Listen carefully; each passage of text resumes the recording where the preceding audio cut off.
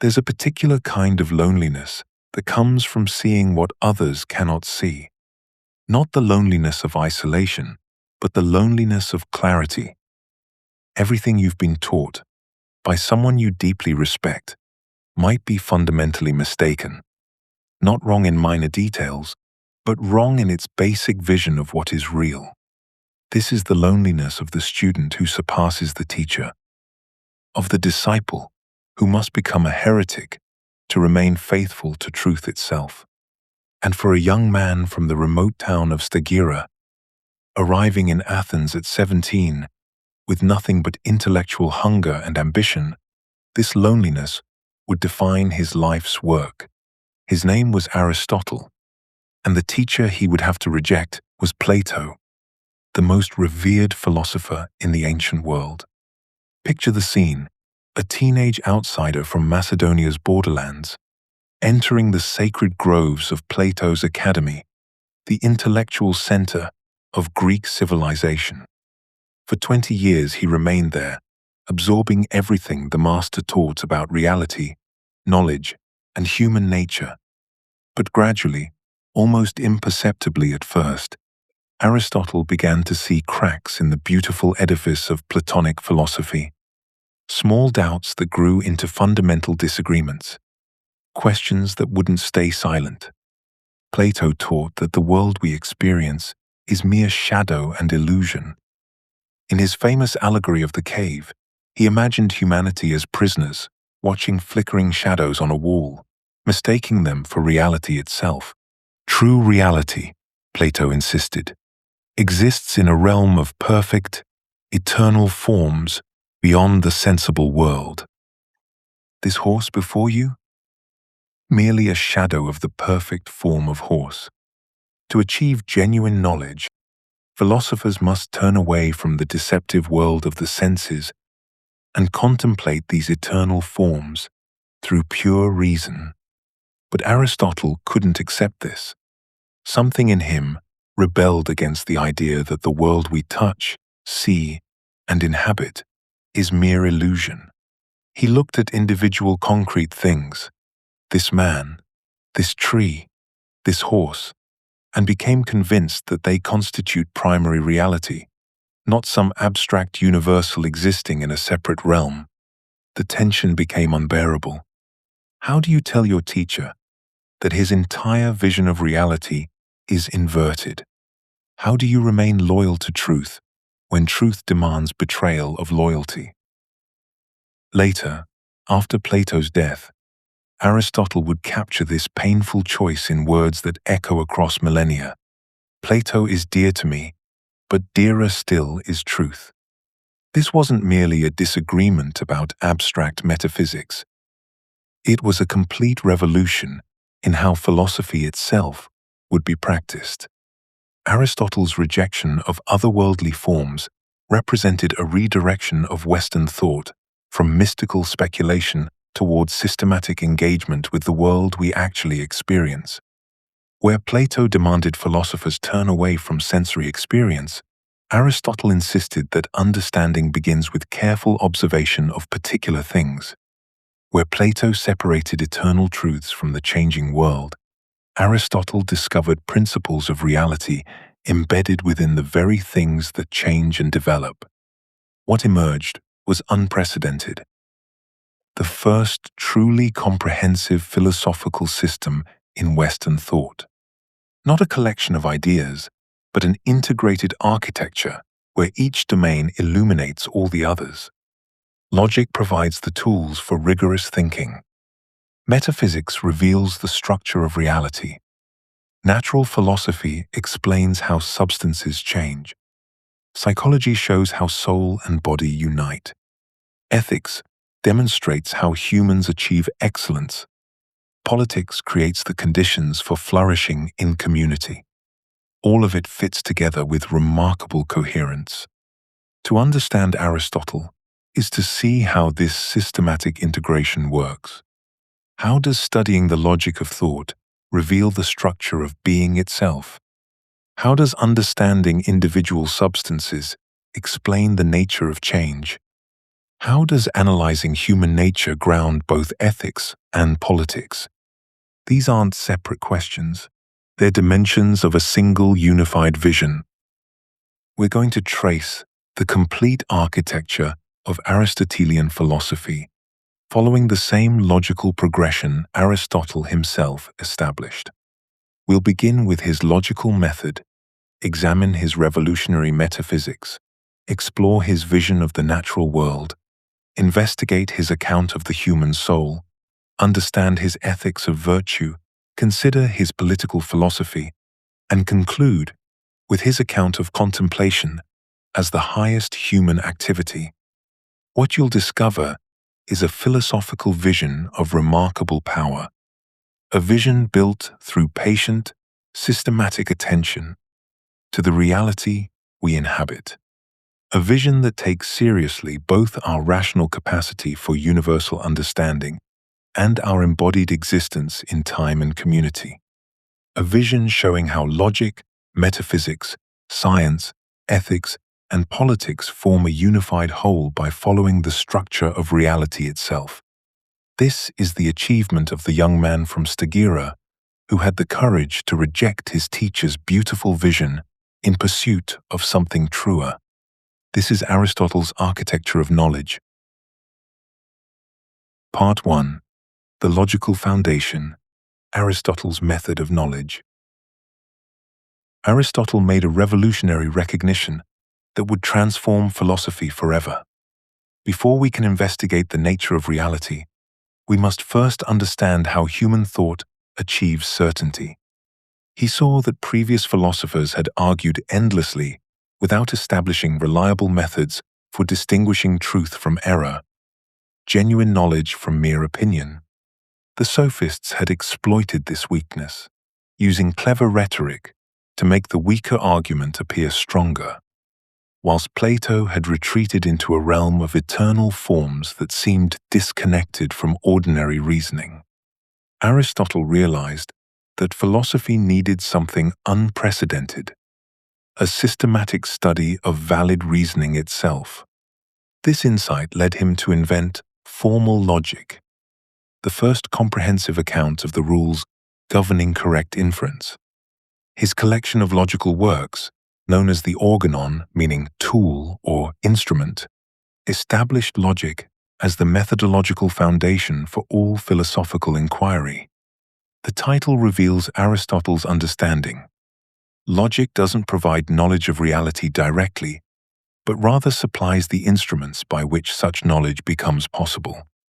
Without mastering these tools of thought, we cannot distinguish genuine knowledge from sophistry, valid conclusions from mere associations of ideas.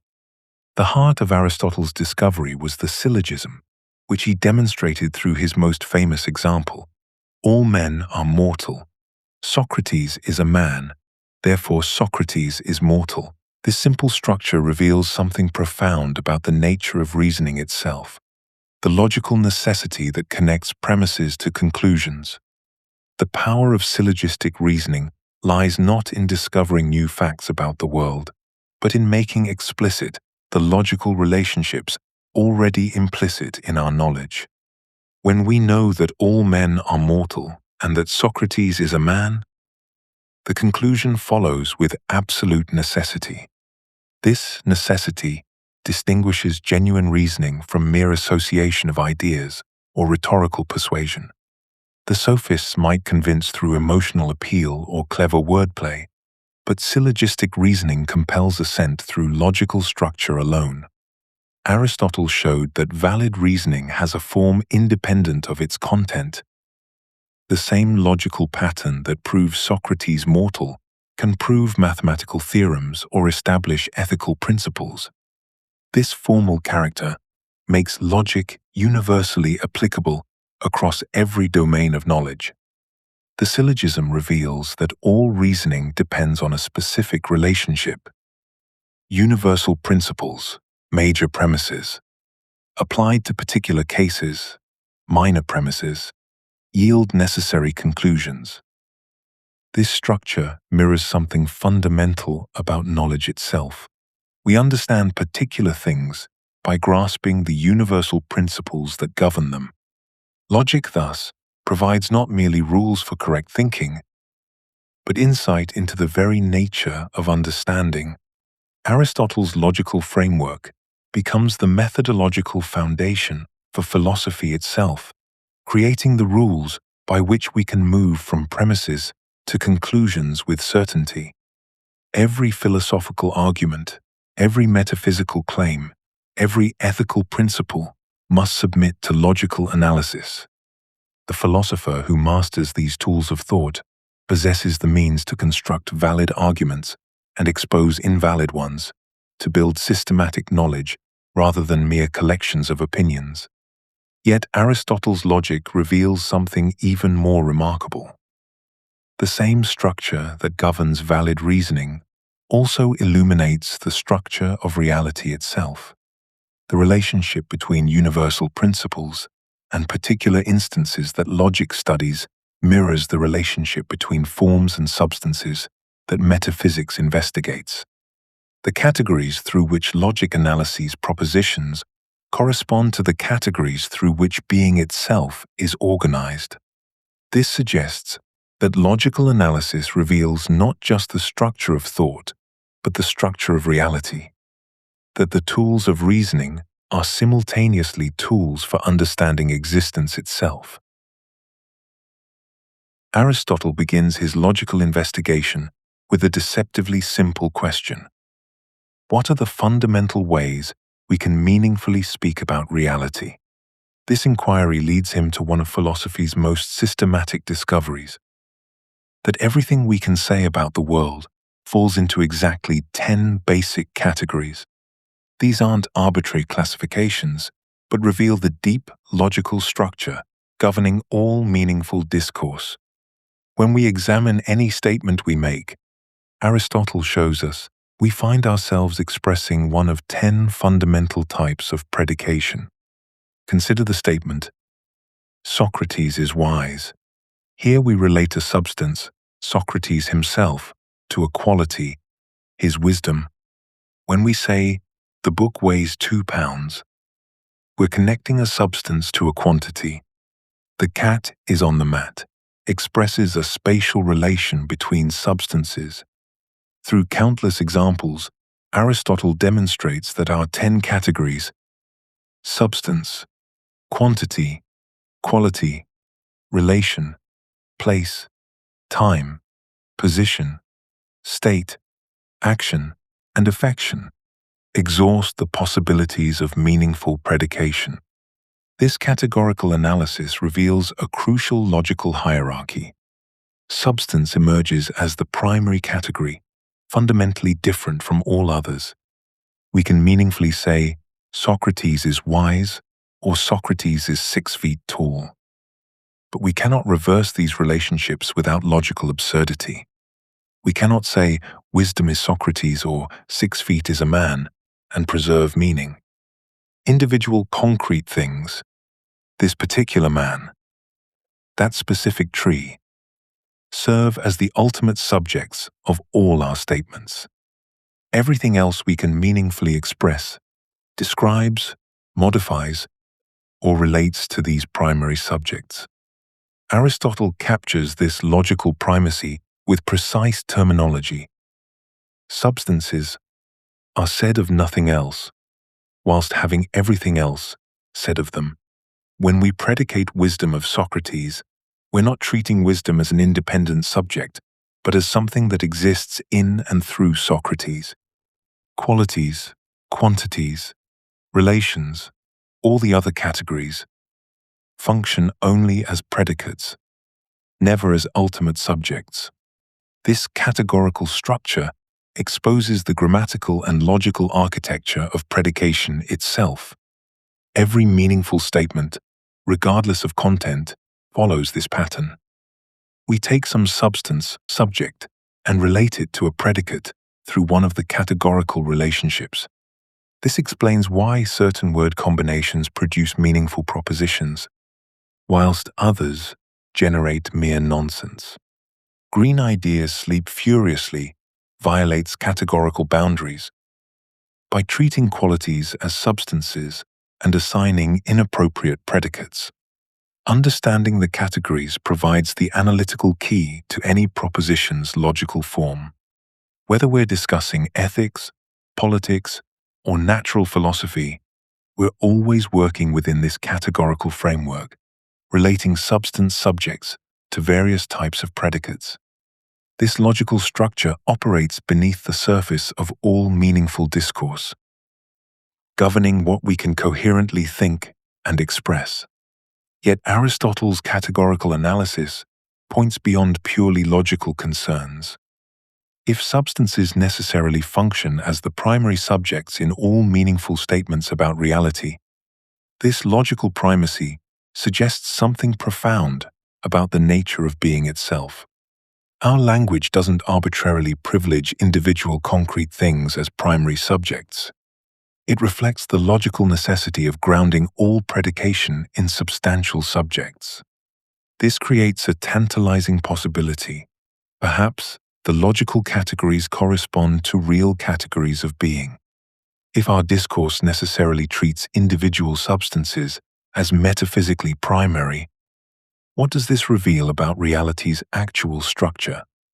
The logical investigation thus grounds a revolutionary metaphysical insight, preparing us to discover that the primacy of substance in predication reflects the primacy of substance in existence itself. Aristotle's revolutionary insight begins with a simple but profound recognition. There exists a fundamental distinction between mere opinion and genuine knowledge, and this distinction rests entirely upon our grasp of definition. When we truly know something, we don't simply observe that it possesses certain properties. We understand why it must possess those properties by grasping its essential definition. Consider his famous example from geometry. We might observe that the angles of countless triangles sum to 180 degrees, but this remains mere empirical observation until we grasp the geometric demonstration that shows why this must be true of all triangles necessarily. The difference lies not in the content of our belief, but in our understanding of the essential nature that makes the property inevitable. This insight transforms our entire conception of what scientific knowledge means. For Aristotle, genuine science doesn't proceed by accumulating observations or collecting facts. It proceeds from first principles through logical demonstration, creating systematic understanding that reveals why things must be as they are. Scientific knowledge begins with precise definitions that capture the essential natures of things, then derives their necessary properties through rigorous syllogistic demonstration. When Aristotle investigates birds, he doesn't merely catalogue their observable features. He seeks to understand what it essentially means to be a bird, and from this definition, he can demonstrate why birds must have wings, must lay eggs, must build nests. Each particular property flows necessarily from the essential nature, creating a unified system of knowledge rather than a mere collection of facts. This systematic approach reveals the crucial distinction between universal principles and particular observations in genuine knowledge. Scientific understanding grasps universal truths that apply necessarily to all instances of a kind, whilst sensory experience provides knowledge only of particular facts. Yet these two levels of knowledge must be integrated rather than separated. Universal principles without grounding in particular observations remain empty abstractions, whilst particular observations without universal principles remain disconnected fragments of experience. Aristotle's profound insight is that there can be no science of the particular, precisely because knowledge requires grasping universal relationships that explain why individual things have the properties they do. This methodological framework provides the logical foundation for all of Aristotle's systematic investigations of reality itself.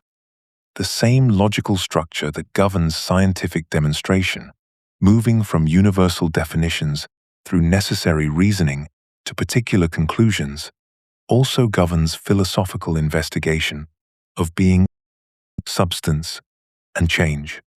The tools of logical analysis become the instruments for metaphysical understanding, revealing not merely how we organize our thoughts about reality, but how reality itself is structured.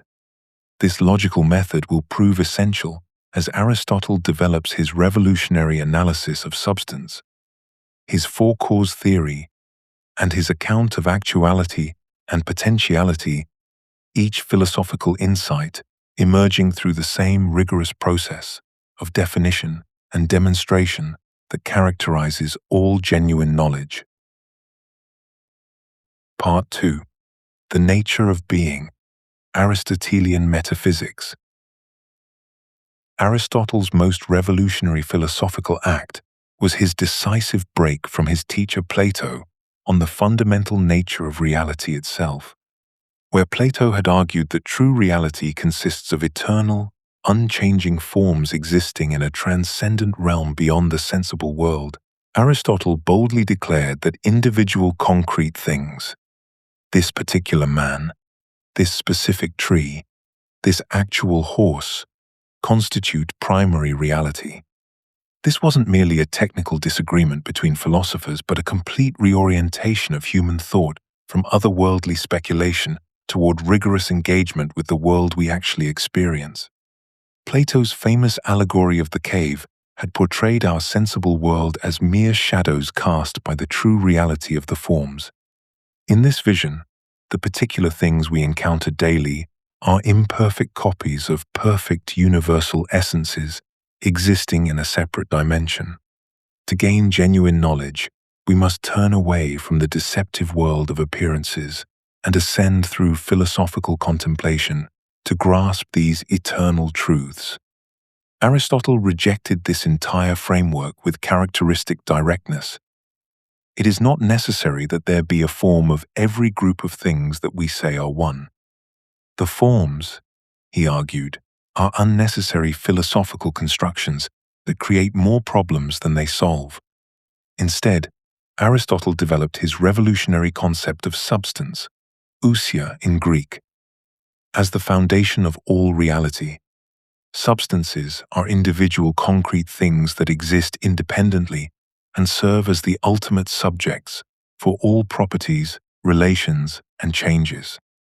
When we say Socrates is wise or the tree is green, we're attributing qualities to substances that exist independently of those qualities.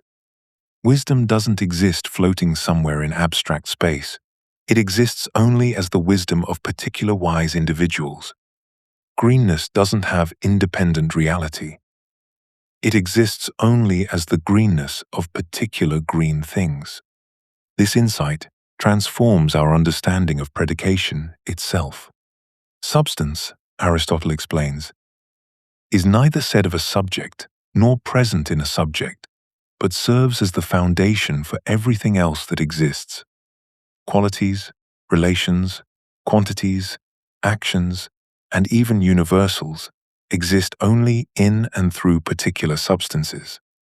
The redness we observe in multiple red objects isn't a separate entity existing in some transcendent realm, but rather a real universal that exists only as instantiated in individual red substances.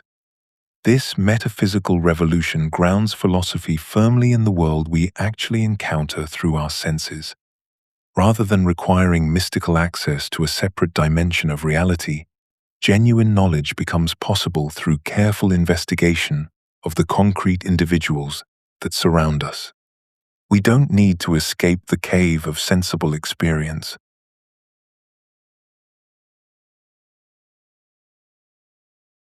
We need to understand it more deeply.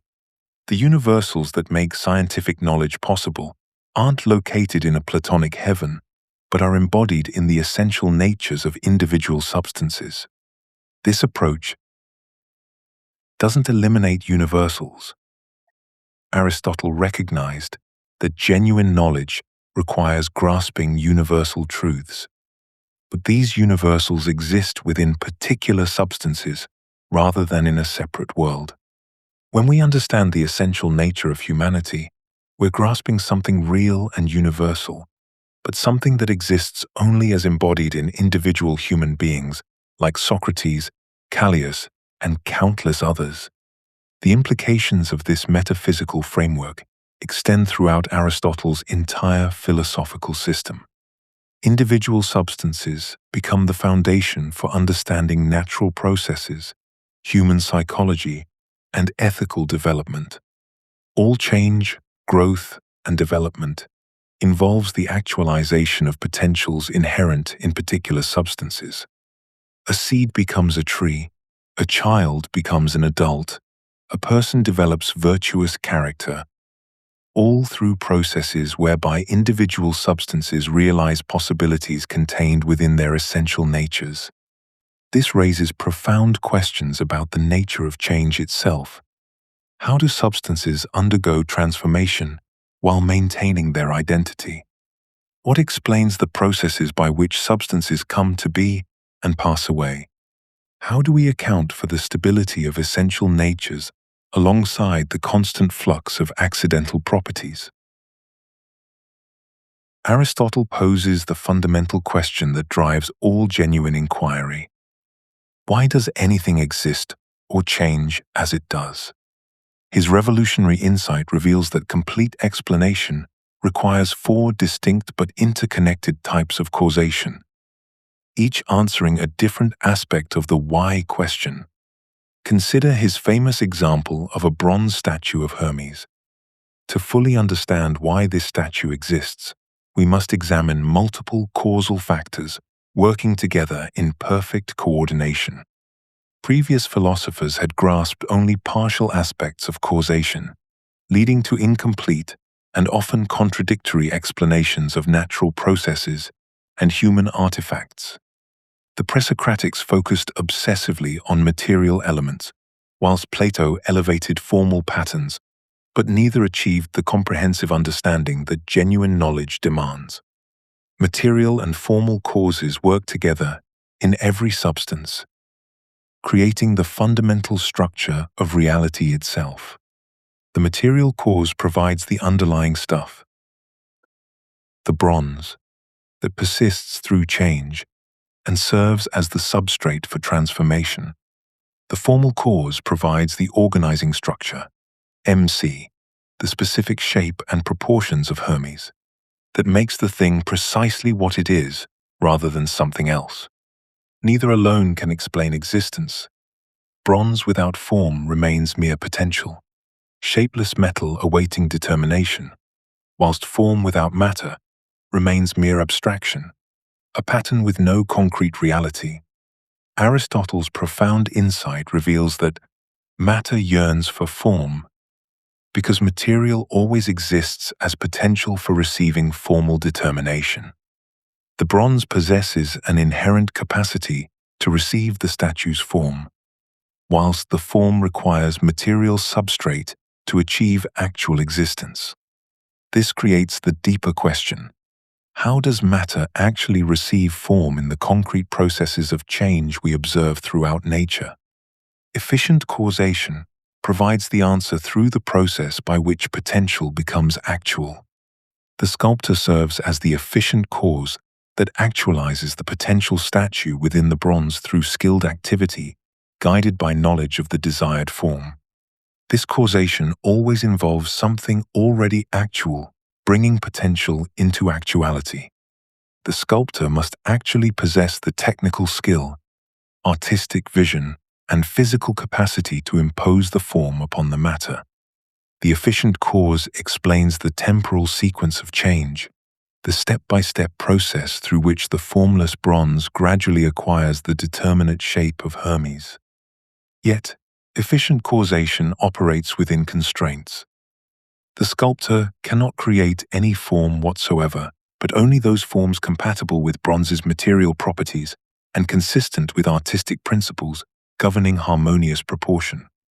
Final causation provides the ultimate explanation through the purpose or goal that draws the entire process forward toward completion.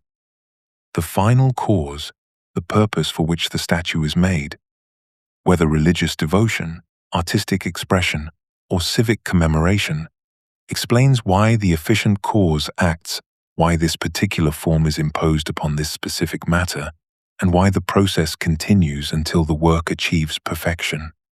Final causation operates not merely in human artifacts, but throughout nature itself.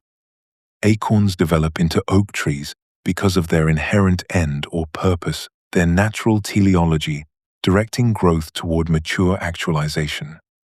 This teleological understanding reveals nature as purposive activity, where every substance possesses internal principles directing development toward its proper completion. The four causes thus provide complete explanation. Material cause answers what something is made from. Formal cause answers what it essentially is. Efficient cause answers what brings it about. And final cause answers what it is for. Together, revealing the full intelligibility of existence and change. Ancient philosophers faced a profound puzzle that threatened to make philosophy impossible.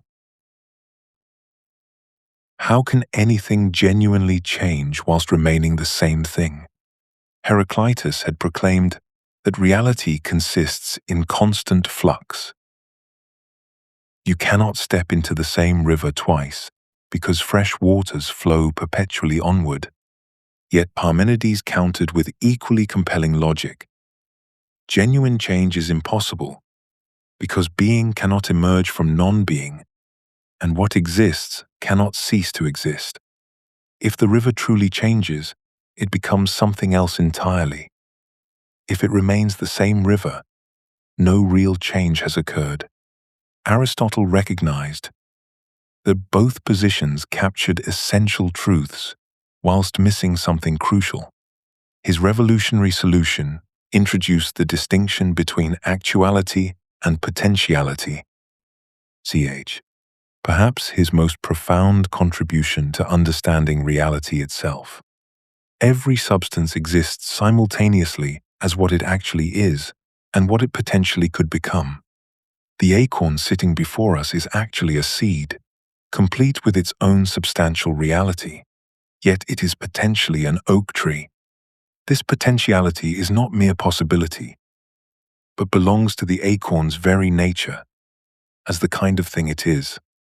Change occurs when potentiality becomes actualized through the influence of something already actual. The acorn becomes an oak, not through arbitrary transformation, but through actualizing its inherent potential under appropriate conditions. This process requires external efficient causation, soil, water, sunlight, yet follows the internal, formal, and final causation embedded in the acorn's essential nature. Aristotle established the fundamental principle that what is potential is always actualized by what is actual. Change never emerges from nothing, but represents the systematic development of what already exists in potential form. This framework brilliantly resolves the ancient puzzle by showing how substances maintain their identity through time whilst undergoing genuine development. The oak tree remains the same individual substance from acorn through maturity because it continuously actualizes the same essential nature toward the same natural end. Its substantial identity persists precisely because change represents the fulfillment, rather than the abandonment, of what it essentially is. The mature oak is the actualized acorn, not a different thing entirely. The same framework that explains biological growth illuminates human development in all its dimensions. Learning actualizes our potential for knowledge, moral development actualizes our potential for virtue, and acquiring skills actualizes our potential for excellence in particular activities. Each process involves bringing into actuality what exists potentially within human nature itself. We do not become different kinds of beings through education or moral growth. we become more fully the kinds of beings we essentially are.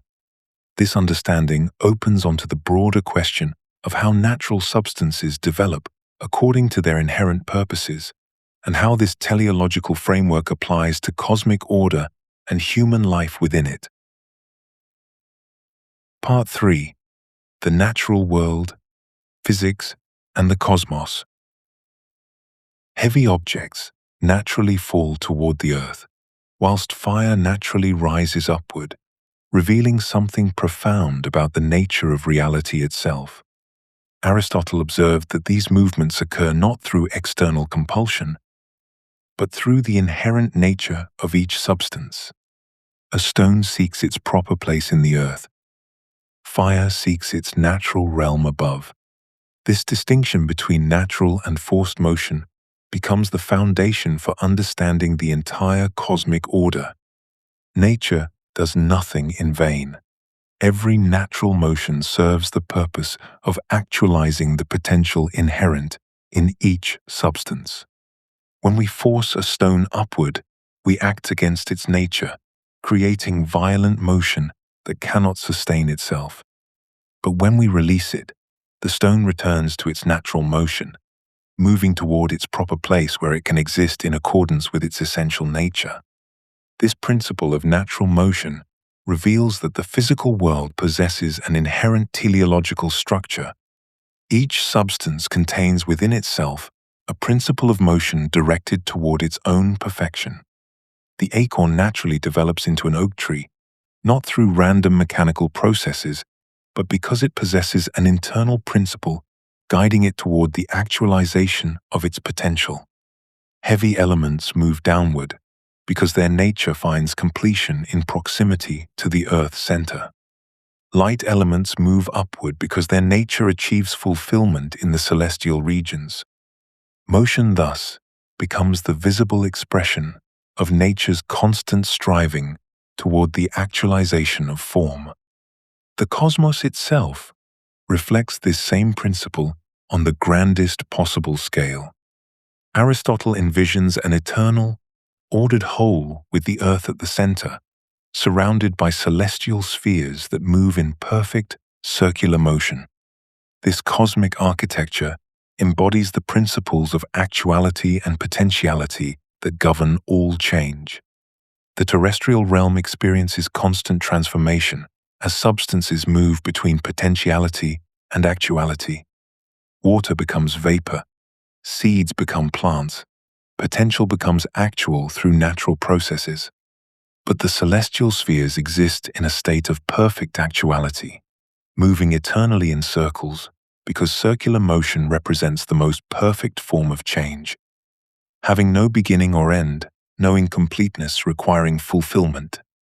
This creates a cosmic hierarchy of being. The changeable terrestrial realm occupies the lowest level, where substances constantly move between potentiality and actuality. Above this lies the celestial realm, where the spheres move in eternal circular motion, participating in divine perfection whilst remaining material. Each level manifests different degrees of actuality and perfection, creating an ordered whole where every part serves the harmony of the entire cosmos. The circular motion of the celestial spheres provides the regular patterns that govern terrestrial change. The seasons, the cycles of generation and corruption, the rhythms that allow natural substances to actualize their potential in orderly succession. Understanding motion requires explanation through the four causes, revealing that nature operates according to inherent principles rather than random mechanical forces. Natural motion involves material cause. The substance that moves possesses specific material properties that determine its natural place. Formal cause provides the nature that determines how it moves. The form of fire naturally tends upward. The form of earth naturally tends downward. Efficient cause initiates the motion when obstacles are removed. The hand that releases the stone allows its natural motion to commence. Final cause represents the natural end toward which motion tends. The stone moves toward the earth because achieving its proper place constitutes the fulfillment of its nature. This causal analysis reveals a fundamental principle. Everything moved is moved by another, yet natural substances possess internal principles of motion. This creates a philosophical tension that demands resolution. If everything requires a mover, what accounts for the eternal motion of the celestial spheres? What provides the ultimate source of all motion and change in the cosmos? The answer cannot be another moved mover, for this would create an infinite regress. Aristotle's systematic observation of the natural world reveals a profound truth. Nature exhibits a clear hierarchy, where each level possesses all the capacities of lower levels, whilst adding distinctive new powers. This isn't mere classification, but a fundamental insight into the structure of reality itself. Consider the mineral kingdom. Rocks, metals, and crystals simply exist. They possess being, they endure through time, they occupy space, but they do nothing beyond maintaining their existence. Plants, however, exist and do something more. They grow through nutrition and reproduction. They actively take in materials from their environment, transform them, and use them to maintain and propagate their form.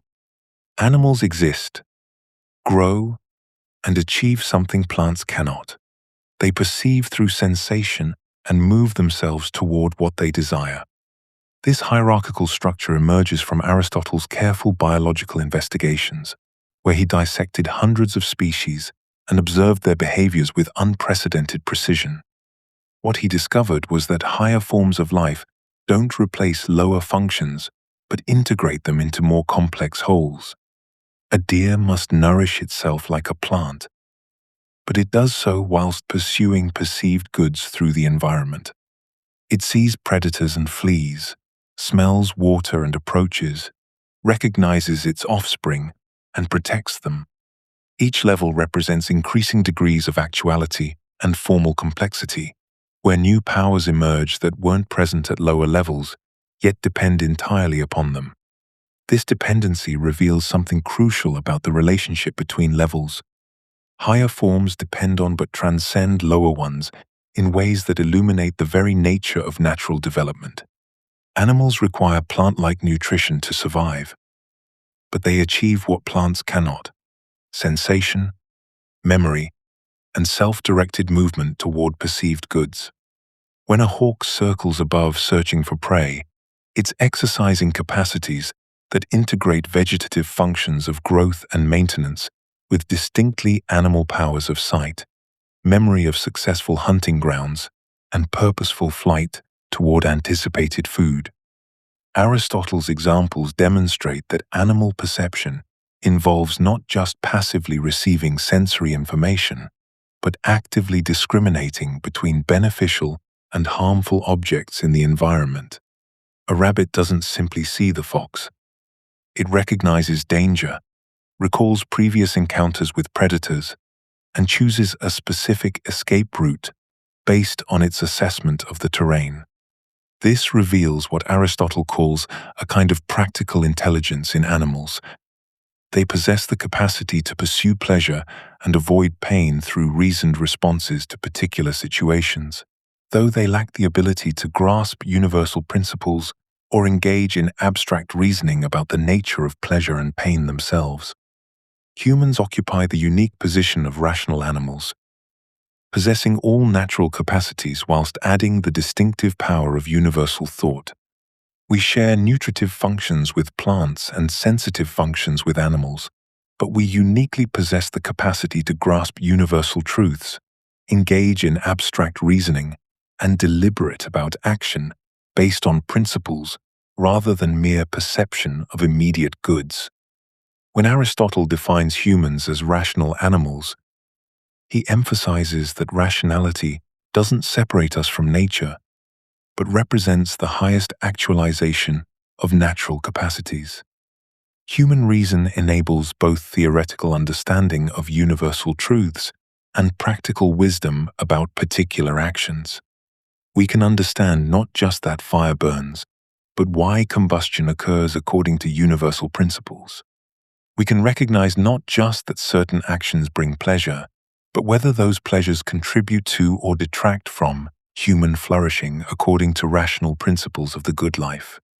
This capacity for universal reasoning allows humans to transcend the immediate responses to particular stimuli that characterize animal behavior while still depending entirely upon the vegetative and sensitive capacities we share with lower forms of life. This hierarchical understanding carries profound implications for human ethical responsibilities and natural function. Our position, as rational animals, defines both our distinctive capacities and our proper activity. NB. We achieve our natural end through the excellent exercise of rational capacities in both theoretical and practical domains. Aristotle's understanding of time revolutionizes our most fundamental experience of temporal passage. Time is not an independent container within which events unfold, but rather emerges from the measurement of change itself. His famous definition captures this radical insight. Time is the number of motion in respect of before and after. We understand temporal duration only by comparing one motion to another, the swing of a pendulum against the rotation of celestial spheres, the beating of a heart against the cycle of seasons. Time depends entirely upon motion and the rational soul that measures motion, making temporal experience simultaneously a physical process and an act of consciousness. This conception makes time dependent on the eternal movements of the celestial spheres, whose regular motions provide the cosmic standard against which all other changes are measured. Without motion, there would be no time. Without a measuring intelligence, motion would exist, but temporal relationships would remain unrecognized. Time emerges at the intersection of physical change and rational awareness, neither purely objective nor purely subjective, but requiring both the moving cosmos and the thinking soul. Place operates according to equally fundamental principles within Aristotle's natural philosophy. Place represents the natural location where each type of substance belongs and toward which it naturally moves when displaced. This explains why earth moves downward, water seeks its level, air rises, and fire moves upward. Each element possesses its proper location within the cosmic order. When an earthy substance falls, it actualizes its potential to reach its natural place. When fire rises, it fulfills its essential tendency toward the celestial realm. Place is never empty space, but always the boundary where each substance naturally belongs. This makes displacement a form of potentiality that seeks actualization through return to natural place. Nature abhors a vacuum precisely because empty space would lack the ordered structure that defines natural places. Every location within the cosmos has its proper inhabitant, and every substance has its proper location, creating a universe of meaningful spatial relationships rather than indifferent geometric coordinates. Natural necessity operates through these inherent natures of substances rather than through external mechanical laws imposed from without. Things behave as they do because of what they essentially are. Fire burns because burning actualizes fire's essential nature, not because it follows rules imposed by some external authority. Water flows downward because this motion expresses water's natural tendency toward its proper place. Plants grow toward light because this growth fulfills their essential capacity for nutrition and development. This natural necessity is fundamentally teleological rather than mechanical. Substances act according to their inherent purposes. making natural processes both predictable and meaningful. We can understand why things happen by grasping what each substance essentially is and what ends it naturally seeks. Aristotle distinguishes this natural necessity. Aristotle, what must happen given a substance's nature, from logical necessity, which concerns what must be true, given valid reasoning. Natural necessity governs the physical world through the internal principles of substances themselves. This understanding of natural necessity creates profound connections to human ethics. Humans, like all natural substances, possess an inherent nature that defines their proper activity. Just as fire naturally burns and plants naturally grow toward their fulfillment, humans naturally reason and seek the good. Ethics becomes a branch of natural philosophy because human flourishing follows the same fundamental pattern as all natural development, the actualization of essential capacities.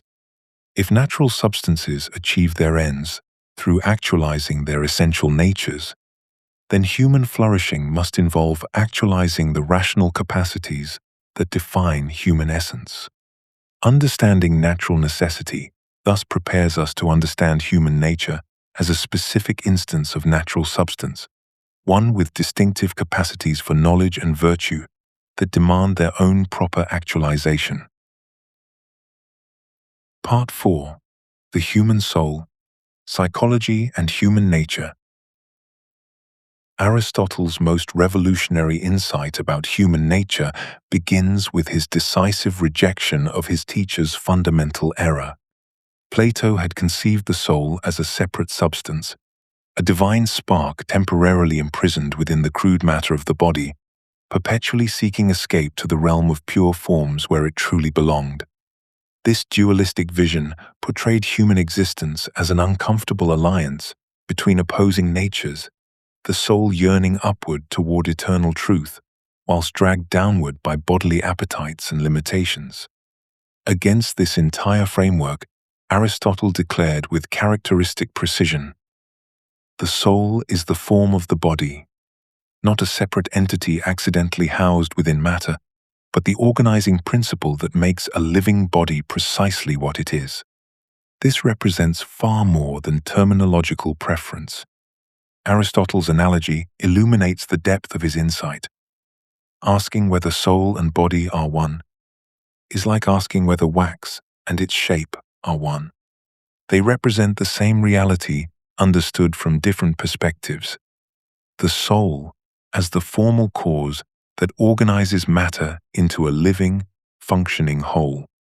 A human being is not a soul using a body as its temporary instrument, but an integrated substance whose material and formal aspects constitute a genuine unity. This transforms our understanding of human nature from Plato's temporary union of opposites to an essential unity where rationality emerges through, rather than despite, our embodied existence. The human soul operates through 3 hierarchical levels of capacity that integrate rather than conflict with each other. The nutritive level, which we share with plants, governs the fundamental processes of growth, nutrition, and reproduction, ca. the basic maintenance of life itself. The sensitive level, shared with animals, enables perception through the senses, the formation of memories, and the experience of emotions and desires. The rational level, distinctively human, allows universal thought that grasps general principles and deliberate choice that evaluates options according to reasoned standards. Crucially, these levels don't replace one another as we ascend the hierarchy. Higher capacities organize lower ones toward more complex ends, rather than suppressing them. Human nutrition serves not merely survival, but the maintenance of rational activity. Our emotions become informed by rational understanding, rather than operating as blind forces. Aristotle observes that the rational soul rules the lower functions like a constitutional ruler, rather than a tyrant, guiding and directing whilst respecting the legitimate needs of what it governs. This integration means human flourishing requires the harmonious operation of all levels, not the domination of reason over a rebellious body. This integrated view reveals humans as essentially embodied rational beings, rather than souls accidentally connected to bodies. Rational activity itself requires bodily organs and processes is less than #0. 5 is greater than. We need sense organs to receive information about the world, memory to store and organize experiences, and imagination to combine sensory data in new ways that transcend immediate perception. Even our highest intellectual activities, understanding mathematical principles or grasping moral truths, depend upon bodily processes, while simultaneously transcending mere material causation. Aristotle's observation that the soul never thinks without images establishes that human rationality works through, rather than despite, our embodied nature. We understand universal concepts by abstracting from particular sensory experiences, not by escaping the sensory realm entirely. The geometer thinking about perfect triangles still relies on mental images derived from seeing imperfect triangular objects. The ethicist grasping principles of justice draws upon memories of particular just and unjust actions. Our rational capacities emerge from and operate through our complete embodied nature. The rational soul's distinctive capacities create what separates humans from all other natural beings and enables ethical life itself. Our capacity for universal knowledge allows us to understand general principles that apply across particular situations, grasping not just that this act helped this person, but understanding helpfulness as a general excellence of character. Aristotle reveals that human intellectual excellence operates through two distinct but complementary rational capacities, each achieving its own form of perfection in grasping different aspects of reality. Theoretical reason seeks knowledge for its own sake, moving systematically from the particularity of sensory experience through memory and imagination toward universal understanding. We begin with countless observations of individual triangles, circles, and geometric figures, but gradually, our intellect grasps the universal truths that apply to all triangles necessarily.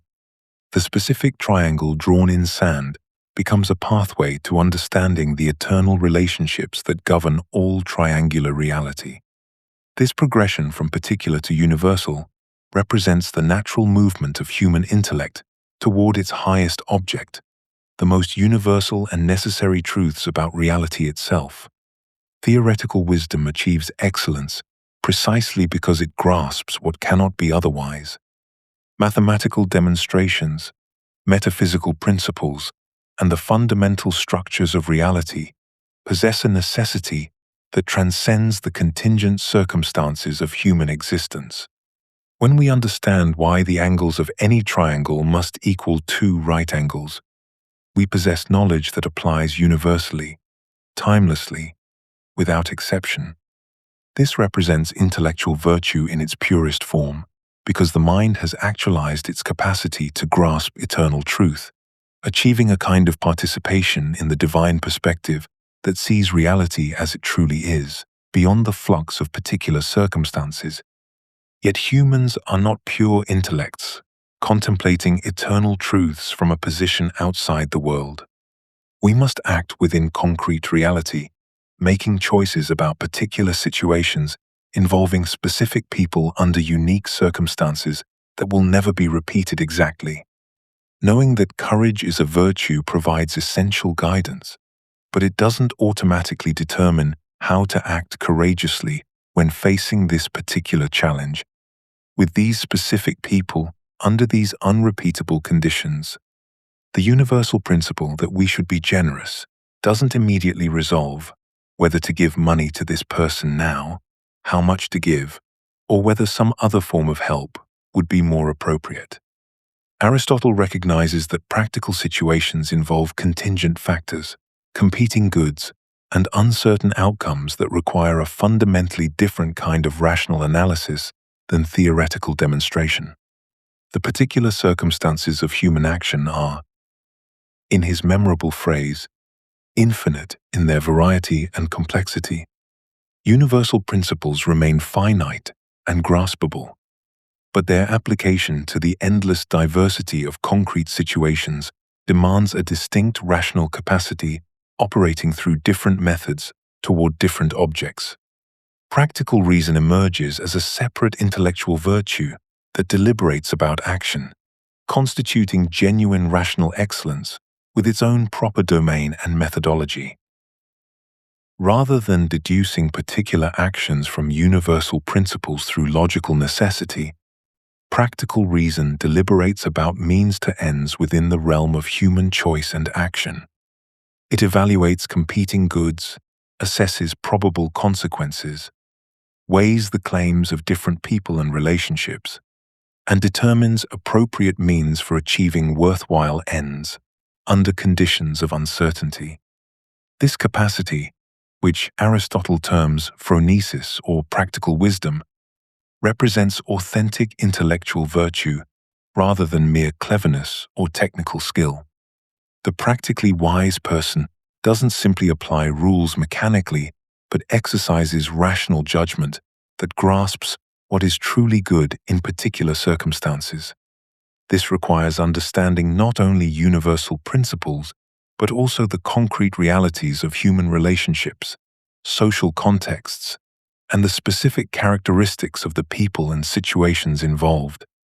Complete human intellectual virtue emerges through the integration of theoretical and practical reason, each actualizing human rationality in its proper domain. Understanding reality through theoretical wisdom provides the essential foundation for living excellently within that reality through practical wisdom. We achieve our distinctive excellence as rational beings by actualizing both capacities, grasping universal truths about the nature of things, and possessing the rational ability to make excellent choices in particular circumstances. Aristotle discovered something remarkable about human action that transforms our understanding of both reason and desire. We act excellently, not when reason conquers desire, nor when desire overwhelms reason, but when these two aspects of our nature achieve perfect integration. The virtuous person experiences what Aristotle calls desiderative reason, or reasoning desire, a unified, motivational state where we genuinely want what rational judgment determines to be good. This insight shatters the common assumption that moral struggle necessarily involves reason battling against rebellious desires. Consider the generous person who sees someone in need. They don't experience an internal conflict between stingy desires and moral duty. Rather, their desire has been shaped through habituation to align with rational judgment about what generosity requires. They want to help because their emotional responses have been educated to recognize genuine need and respond appropriately. The courageous soldier similarly doesn't act despite fear, but has cultivated desires that make facing danger for noble purposes feel right and natural. Aristotle reveals that excellent character involves the harmony of our rational and appetitive natures, not their perpetual warfare. This integration becomes possible through choice, which Aristotle identifies as the distinctively human capacity that separates us from other animals. Choice differs fundamentally from mere wish, appetite, or impulse. We can wish for impossible things, immortality, or divine powers, but we can only choose among actions actually available to us. Animals experience appetite and act on impulse, but they cannot deliberate about alternative courses of action and select based on reasoned judgment. Choice emerges from deliberation about means to ends, involving careful consideration of different possibilities, followed by rational decision about which course of action will best achieve our purposes.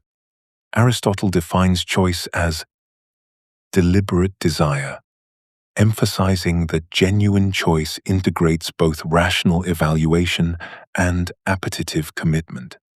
When we truly choose, we don't merely calculate the best option intellectually whilst remaining emotionally detached. Rather, we engage our whole nature in determining what to do, allowing reason to guide our evaluation whilst ensuring our desires align with our judgment. The person who chooses to act courageously has both determined rationally that courage is required and developed desires that support courageous action. Choice thus represents the full engagement of human agency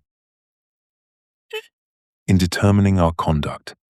This analysis of choice reveals why moral responsibility becomes possible for humans in ways it cannot for other animals or inanimate objects. Aristotle establishes 3 conditions that must be met for an action to be truly voluntary, and therefore subject to moral evaluation. First, the action must originate from the agent, rather than being imposed by external compulsion.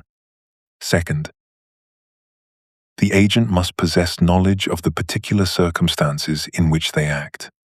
Third, the action must not result from ignorance of relevant facts that would change the moral character of the deed. When these conditions are satisfied, we can legitimately praise or blame the agent because the origin of action is in the agent and they act with full knowledge of what they are doing. The person who returns lost property acts voluntarily when they recognize the item belongs to someone else, choose to return it rather than keep it, and do so without external coercion. We can praise their honesty because the action genuinely originates from their own character and judgment.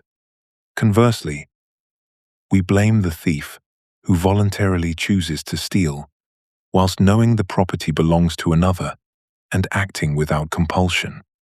This foundation of human agency creates the possibility for both virtue and vice through the accumulation of choices over time. Each deliberate choice shapes our character by strengthening certain patterns of desire and response whilst weakening others. The person who repeatedly chooses generous actions gradually develops generous desires and emotional responses, making future generous choices easier and more natural. Part 5. The Good Life. Aristotelian Ethics.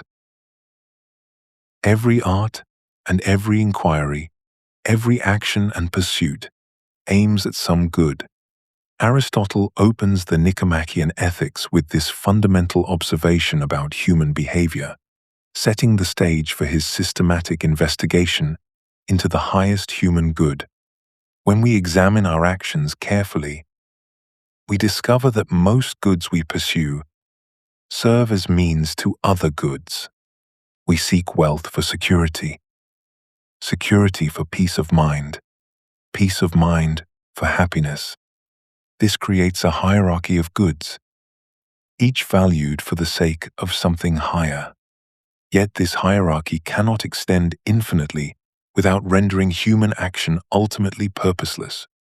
If every good were merely instrumental to another good, our pursuits would involve an infinite regress, leaving us with no ultimate reason for acting at all. There must exist some final good that we seek entirely for its own sake, something that provides the ultimate justification for all our other pursuits. This highest good, Aristotle argues, is what the Greeks called eudaimonia. Eudaimonia is commonly translated as happiness. But this translation misleads modern readers who associate happiness with subjective feelings of pleasure or satisfaction. Aristotle's concept is far richer and more objective. Eudaimonia means flourishing or living well, the complete actualization of human potential, rather than any particular psychological state. It represents not what we feel, but what we are, beings who have achieved the fullest expression of our distinctive capacities. To identify this highest good precisely, Aristotle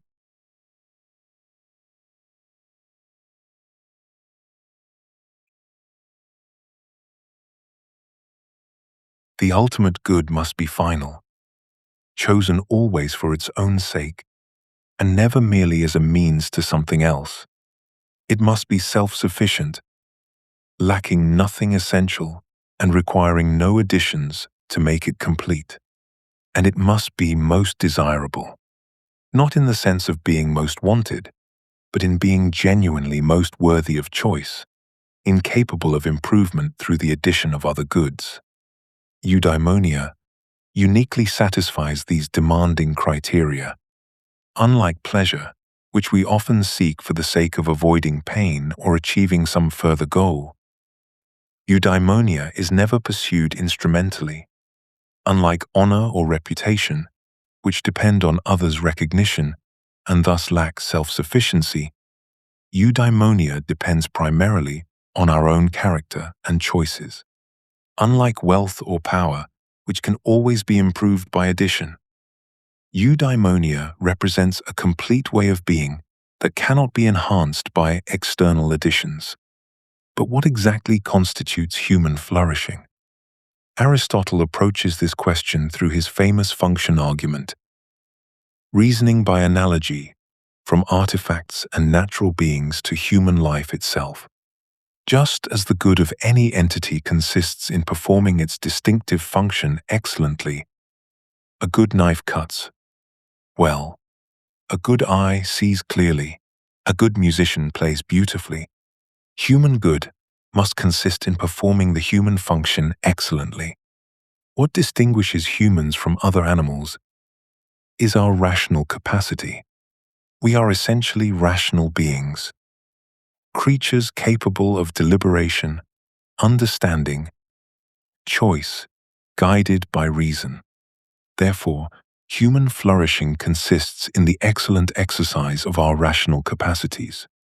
As Aristotle puts it, eudaimonia is activity of soul in accordance with virtue, and if there are more than one virtue, in accordance with the best and most complete.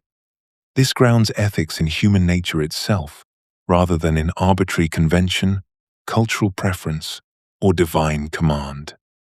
The good life is not whatever we happen to desire or whatever society approves, but the life that actualizes our deepest capacities as the kinds of beings we are. Virtue becomes not mere rule-following, but the excellent condition of character that enables us to flourish as rational agents. Yet, eudaimonia is not purely internal or spiritual.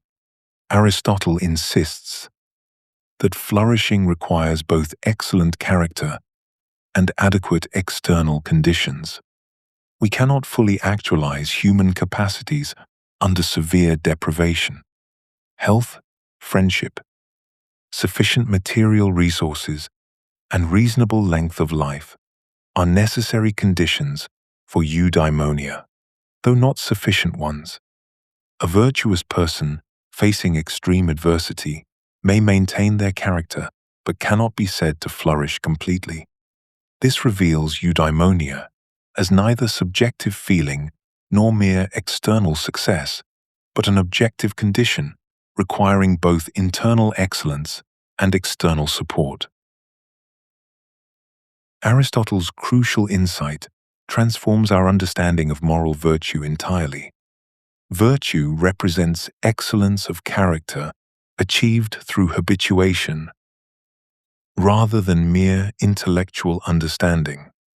We become virtuous through repeatedly choosing virtuous actions until excellent response becomes second nature.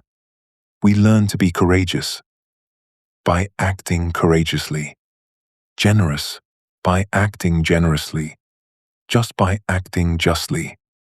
His famous observation captures this perfectly. We are what we repeatedly do. Excellence, then, is not an act, but a habit. Moral virtue involves training our desires and emotions to respond appropriately to situations, not simply knowing what we ought to do. This habitual excellence requires understanding virtue's fundamental structure. Aristotle provides his systematic account through the golden mean. No, virtue typically lies between extremes of excess and deficiency.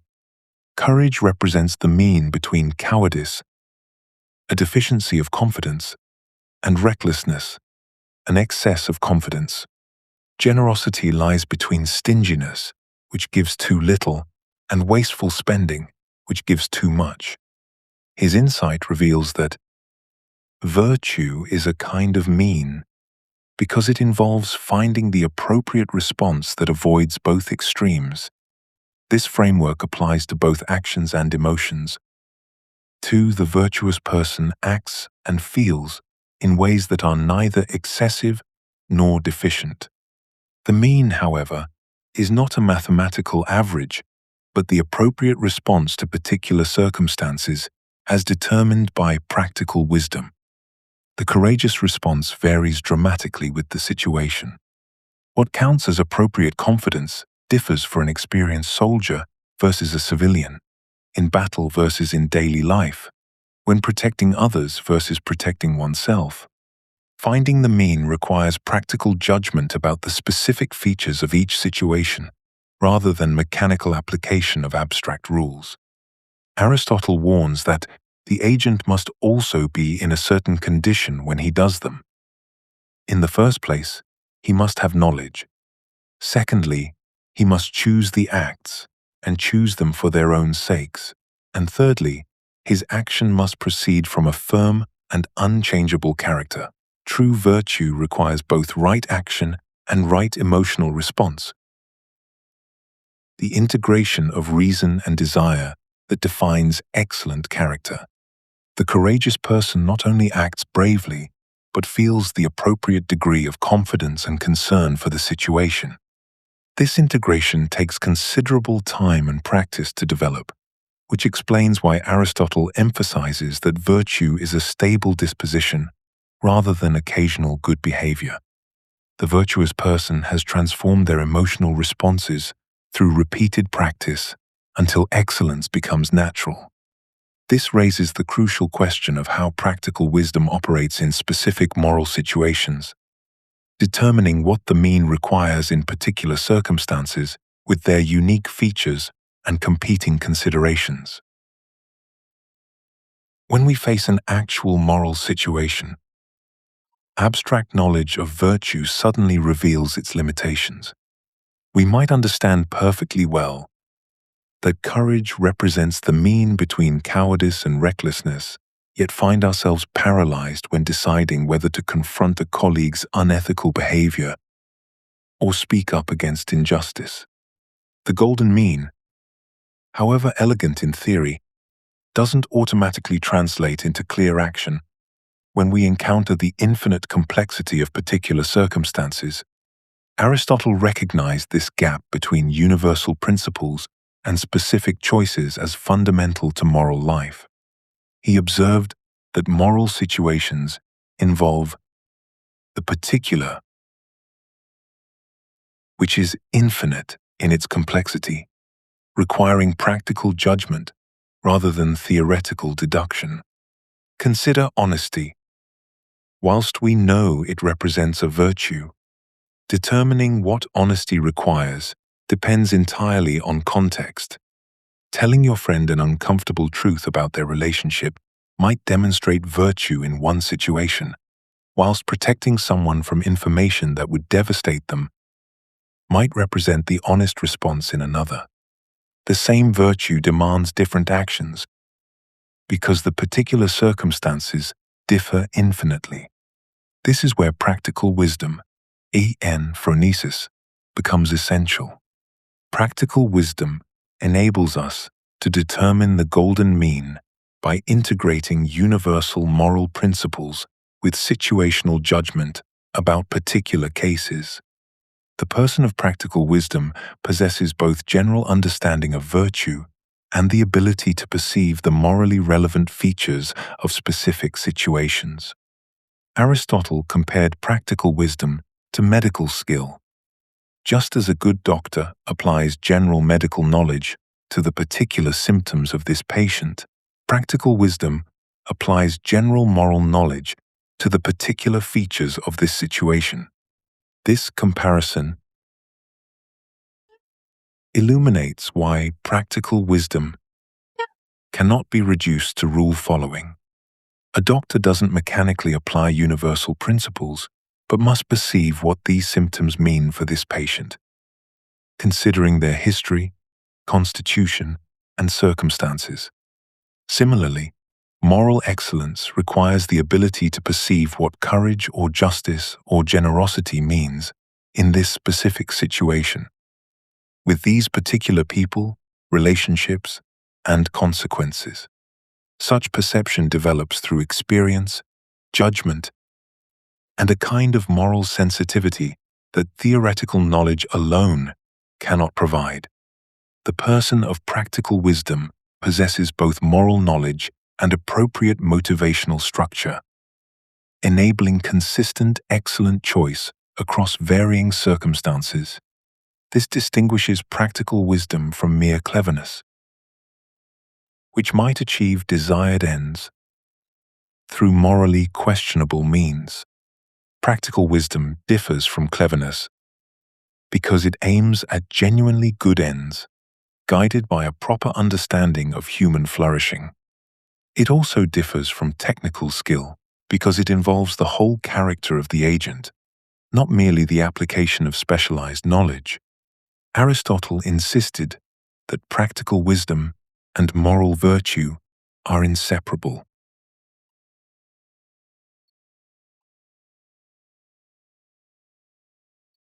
Excellent choice requires both right reasoning about action and right desire for good ends.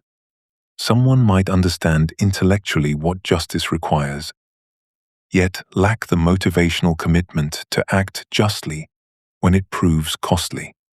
Conversely, someone might possess good intentions, yet lack the practical judgment to discern what virtue actually requires in complex situations. The practically wise person has integrated reason and desire so thoroughly that good choice flows naturally from their character. This integration explains why practical wisdom requires experience and habituation rather than abstract study alone. Young people, however intelligent, typically lack practical wisdom because it demands the kind of experience that comes only through actually facing moral choices and learning from their consequences. Aristotle observed that practical wisdom involves perception of particulars that develops through practice, through repeatedly confronting moral situations, making choices, observing outcomes, and refining our judgment accordingly. This experiential dimension of practical wisdom raises profound questions about how individual virtue relates to social relationships and community life. If moral excellence develops through practice in particular situations involving other people, then our virtue becomes inseparable from our social context and responsibilities within human community. Part 6. Justice and Human Relationships.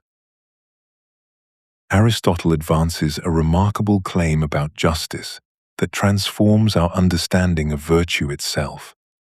Justice represents virtue in its complete form because it governs our relationships with others rather than merely our individual character. Other virtues like courage or temperance can be exercised for entirely selfish ends. A person might display courage to win personal glory or practice temperance to maintain their health and appearance. But justice necessarily involves consideration of others' good as well as our own. As Aristotle puts it, justice is complete virtue because he who possesses it can exercise his virtue not only in himself, but towards his neighbor also. This completeness makes justice the foundation for all social cooperation, enabling individuals to live together whilst pursuing their own flourishing without undermining others' ability to do the same. This understanding reveals why justice takes two distinct forms, each addressing different aspects of our social relationships. Distributive justice concerns the fair allocation of goods, honors, and burdens according to relevant criteria. It addresses the fundamental question of who should receive what share of benefits and responsibilities within a community. Aristotle recognizes that different communities might legitimately use different principles of distribution. According to merit in aristocratic systems, according to wealth in oligarchic arrangements, according to free birth in democratic societies, or according to need in communist structures. Yet all legitimate systems must maintain proportional equality, treating equals equally and unequals unequally in proportion to their relevant differences. The genius of this analysis lies in recognizing that distributive justice doesn't demand identical treatment for everyone, but rather appropriate treatment based on morally relevant characteristics. A community that rewards musical talent in its distribution of honors acts justly when it gives greater recognition to superior musicians, provided it applies this standard consistently. The injustice emerges when irrelevant factors like personal connections or bribery influence the distribution, violating the principle of proportional equality. Corrective justice operates on entirely different principles, aiming to restore balance when wrongdoing has occurred. Here justice treats the parties as equals regardless of their social status, focusing purely on the harm done and the restoration required. Aristotle identifies this as involving arithmetical equality, where the penalty should match the crime and compensation should match the loss. Whether a wealthy merchant defrauds a poor farmer or vice versa, corrective justice considers only the wrong committed and the harm suffered, not the social standing of the parties involved. This form of justice provides the framework for resolving conflicts between individuals and underlies all legitimate legal systems. It makes possible the trust necessary for complex social cooperation by ensuring that violations of agreements or injuries to persons will be addressed impartially. Without corrective justice, every transaction becomes a gamble, and every relationship a potential threat. These two forms of justice together create the conditions within which human communities can flourish.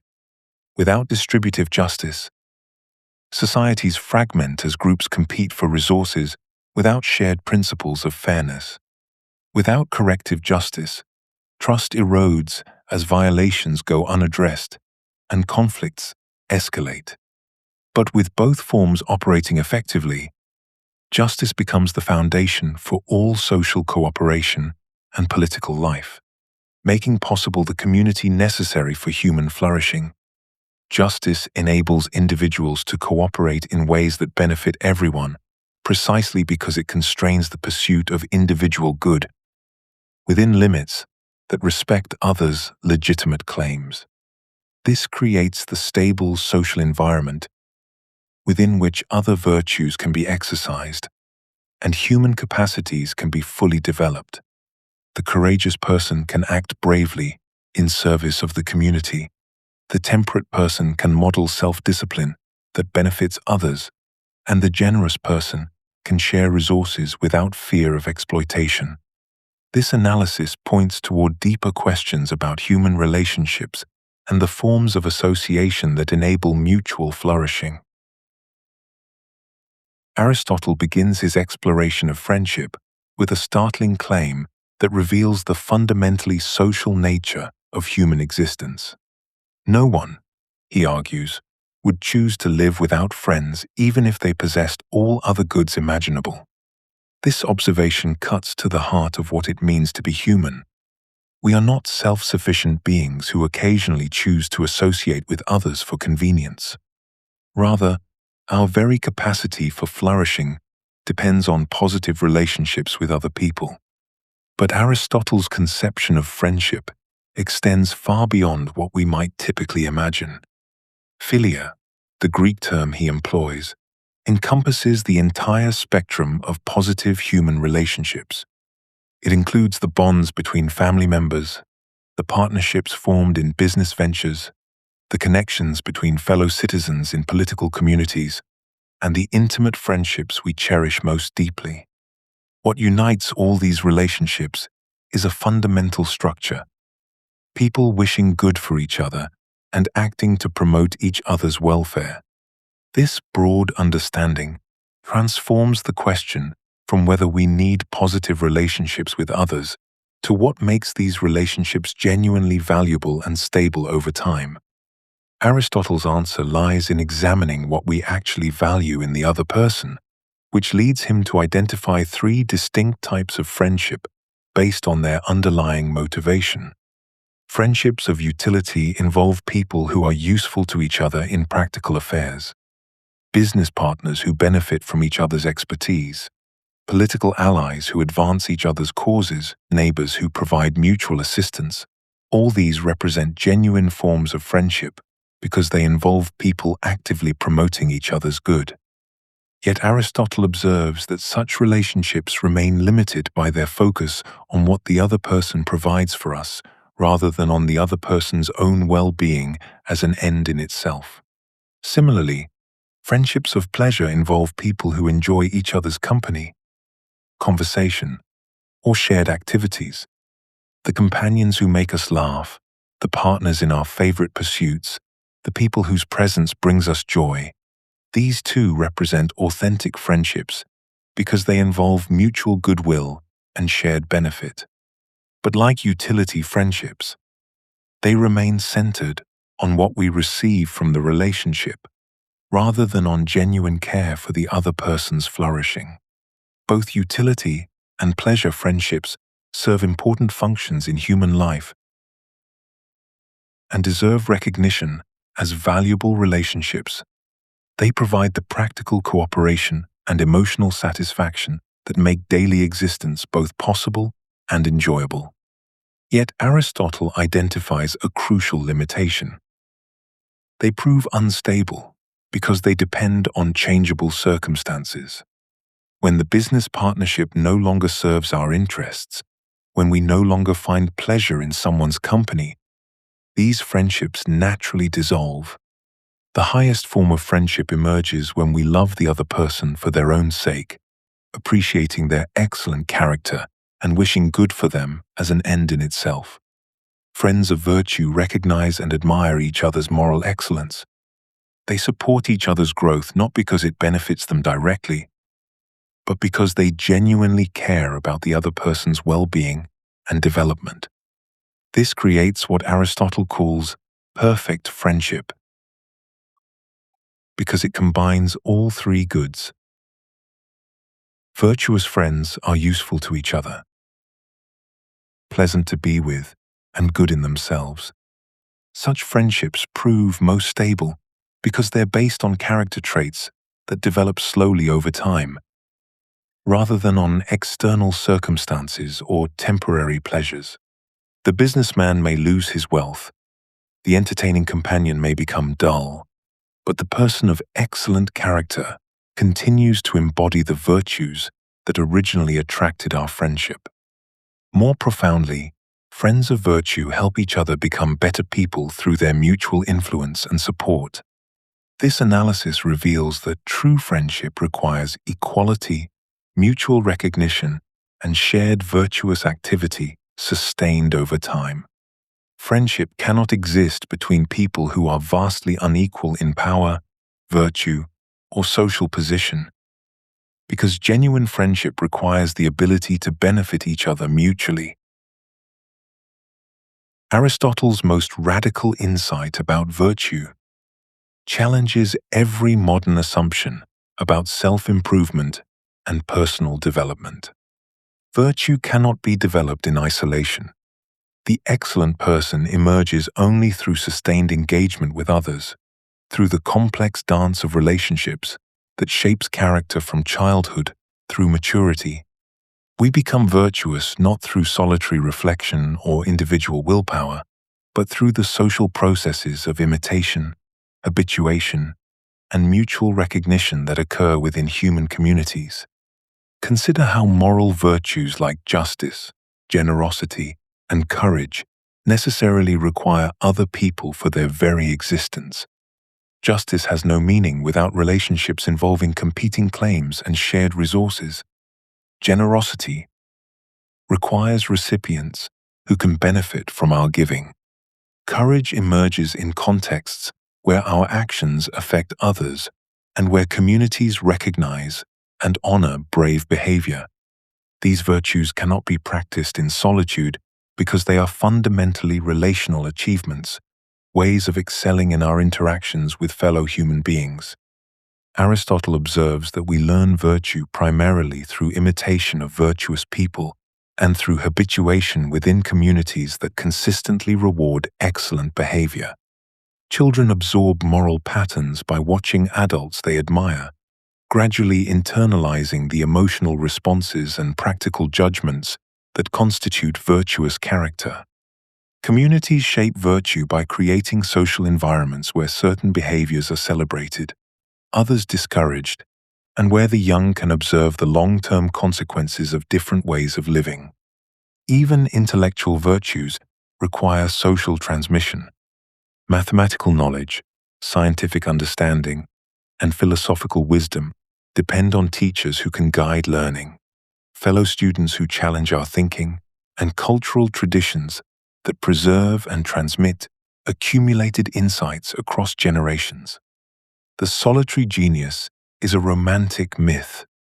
Genuine intellectual excellence emerges from participation in communities of inquiry that maintain standards of rigor and provide the social recognition that motivates sustained effort. The family provides the first and most crucial context for moral development, establishing the emotional and social foundations that make all later virtue possible. Within family relationships, children learn to regulate their desires, respond appropriately to others' needs, and develop the basic trust and attachment that enables healthy relationships throughout life. Parents teach not primarily through explicit moral instruction, but through the daily patterns of care, discipline, and affection that shape a child's fundamental orientation toward others. Aristotle recognizes that parental authority differs fundamentally from political authority because it involves natural affection and necessarily unequal relationships based on care rather than mutual benefit. Parents exercise authority over children, not for their own advantage but for the child's development, creating the secure foundation of trust that enables children to eventually participate as equals in broader political communities.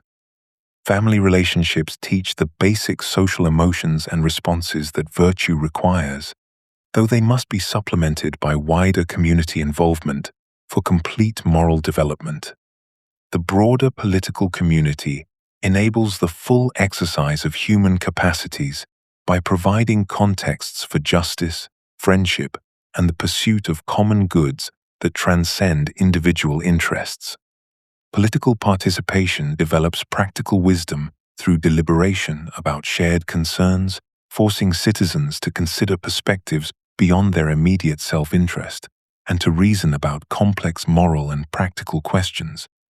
Cultural institutions, including education, religion, and the arts, provide the shared values and practices that make virtue meaningful and recognizable within particular communities. Aristotle's insight runs deeper than mere social influence. Humans achieve their distinctive excellence as rational beings through participation in communities that value reason, virtue, and human flourishing. Our capacity for logos, for reasoned discourse about good and bad, just and unjust, finds its natural expression in political communities where citizens engage in collective deliberation about how to live well together. Part 7. The Political Animal. Foundations of Political Life. Every state represents a community established with a view to some good. Aristotle declares in the opening lines of the Politics, this foundational insight launches his systematic investigation into how political community emerges naturally from the progressive development of human associations, each fulfilling human needs more completely than the last. The polis does not arise through arbitrary convention or social contract, but through the natural unfolding of human social capacities seeking their proper completion. The process begins with the most basic human union, male and female joining for reproduction and the continuation of the species. This biological necessity creates the first form of association, yet one that remains incomplete for sustaining human life beyond mere procreation. The household emerges next, bringing together not only reproductive partners but master and slave, parent and child, creating a unit capable of meeting daily needs for food, shelter, and basic security. The household achieves what isolated individuals cannot: the regular provision of life's necessities through coordinated labor and mutual dependence. Yet even the household proves insufficient for human flourishing.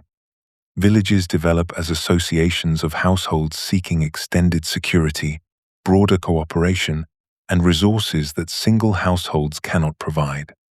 Villages enable specialization of labor, protection against external threats, and the accumulation of knowledge and skills across generations. They represent a significant advance in human social organization, yet they too reach natural limits in what they can achieve for human development. The polis emerges as the natural completion of this developmental process, the association that enables human beings to achieve the complete good life rather than mere survival, where households meet daily needs and villages provide security and basic cooperation. The polis alone creates the conditions for distinctively human activities: philosophical inquiry, artistic creation, moral education, and the exercise of practical wisdom in deliberation about common concerns. Each earlier stage of association emerges from the limitations of the previous stage, revealing that political community represents not an artificial construction imposed upon natural individuals, but the natural fulfillment of human social capacities. This progression reveals why Aristotle declares that man is by nature a political animal.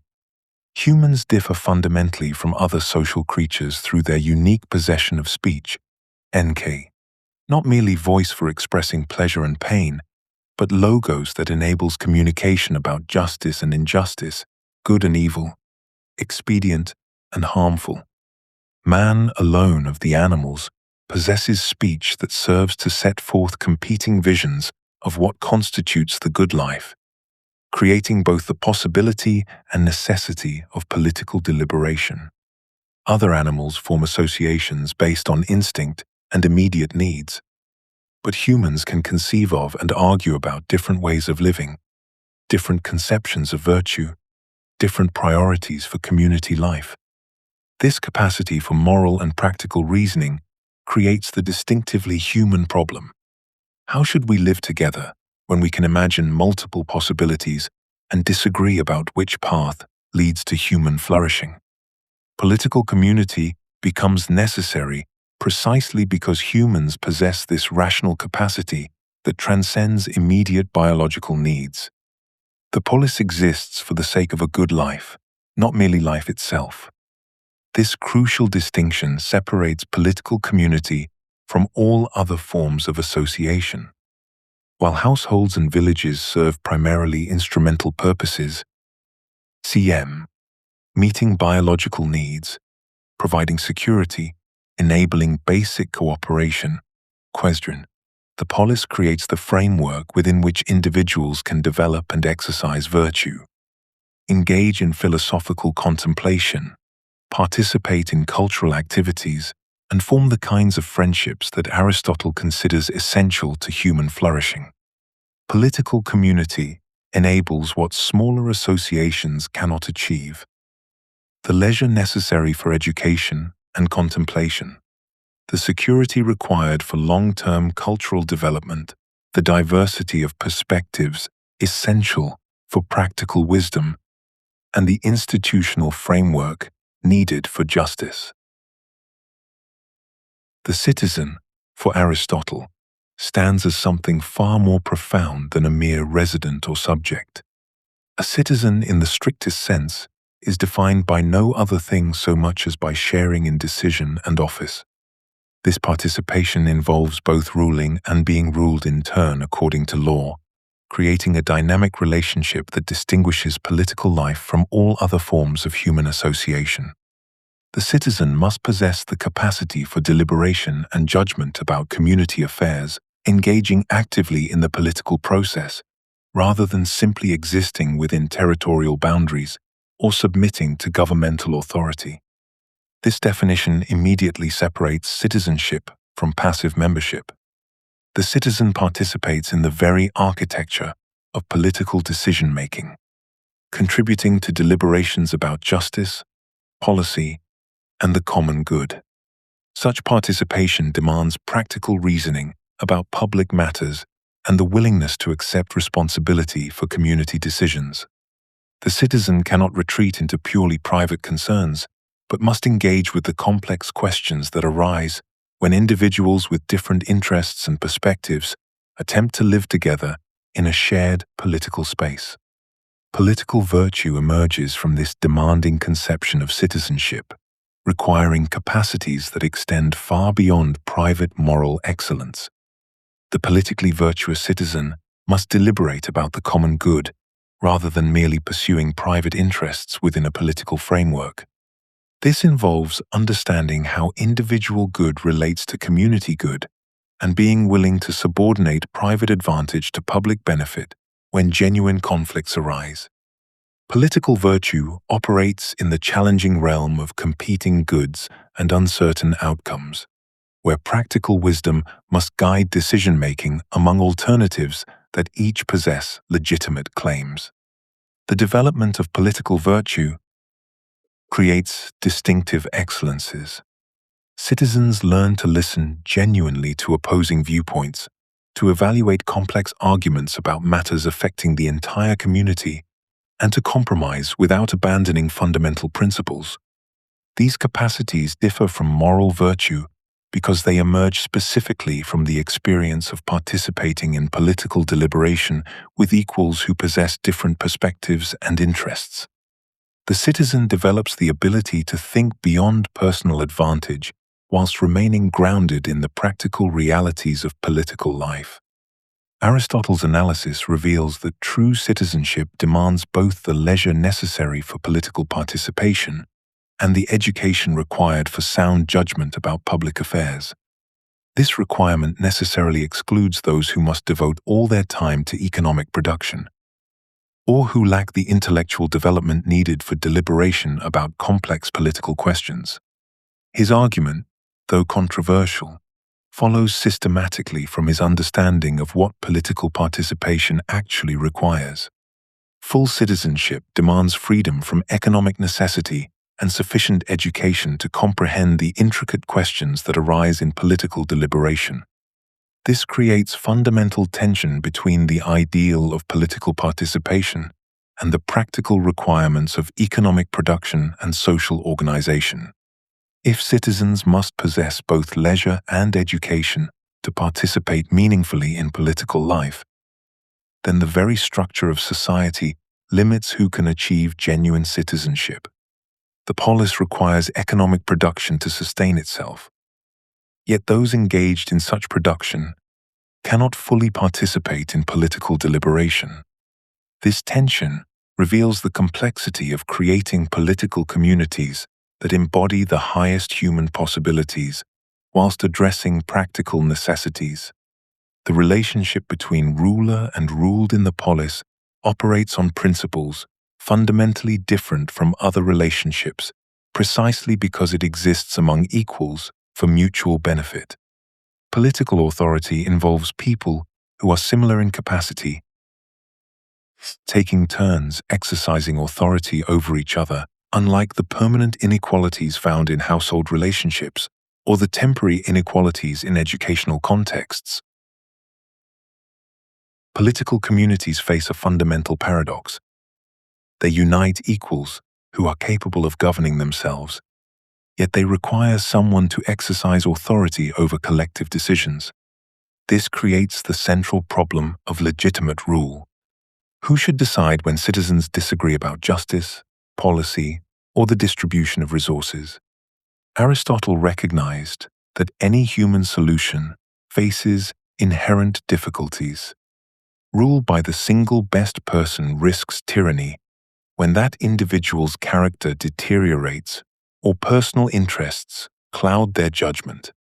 Rule by the virtuous few can degenerate into oligarchy when they begin serving their own class rather than the whole community. Rule by the many can become mob rule when popular passion overwhelms reasoned deliberation. Each alternative suffers from the same weakness. Human beings, however excellent, remain subject to emotion, self-interest, and the corrupting effects of power. This analysis led Aristotle to a revolutionary conclusion. The most reliable ruler is not a person at all, but law itself. Law represents reason without passion, embodying the community's collective practical wisdom about justice and the common good, whilst remaining immune to the personal interests and emotional impulses that compromise human rulers. When law governs, decisions flow from established principles rather than the momentary will of whoever holds power. This creates what Aristotle called the rule of law rather than the rule of men.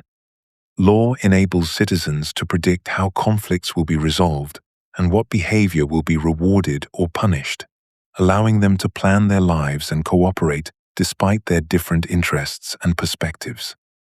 It transforms a collection of individuals into a genuine political community by establishing shared standards that transcend personal preference. Yet law cannot govern by itself. It requires institutional arrangements that give it binding force and determine how it applies to particular circumstances. This brings us to the Constitution, which Aristotle understood not merely as a written document, but as the fundamental arrangement of offices and authority that defines a community's political character. The Constitution establishes who participates in making laws, who enforces them, and who judges disputes about their meaning.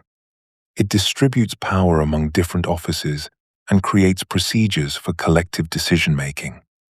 Most importantly, the Constitution shapes the character of citizens by determining what kinds of activities are honored and what kinds of relationships the political system fosters. A constitution that rewards military virtue produces different kinds of people than one that rewards commercial success or philosophical wisdom. Constitutional arrangements must fit the particular circumstances and character of each community, but Aristotle insisted that all legitimate forms must aim at the common good rather than the private advantage of rulers. This criterion distinguishes genuine government from mere domination and provides the standard for evaluating different political systems. Whether power is held by one person, a few, or many matters less than whether those in authority use their power to benefit the whole community or merely themselves. This insight reveals why some constitutions prove stable and beneficial, whilst others collapse into faction and civil conflict. The architecture of political order succeeds when it channels human nature toward public benefit rather than private gain, creating institutions that serve the flourishing of all citizens rather than the narrow interests of whoever happens to hold power. Part 8. Forms of Government, Constitutional Analysis.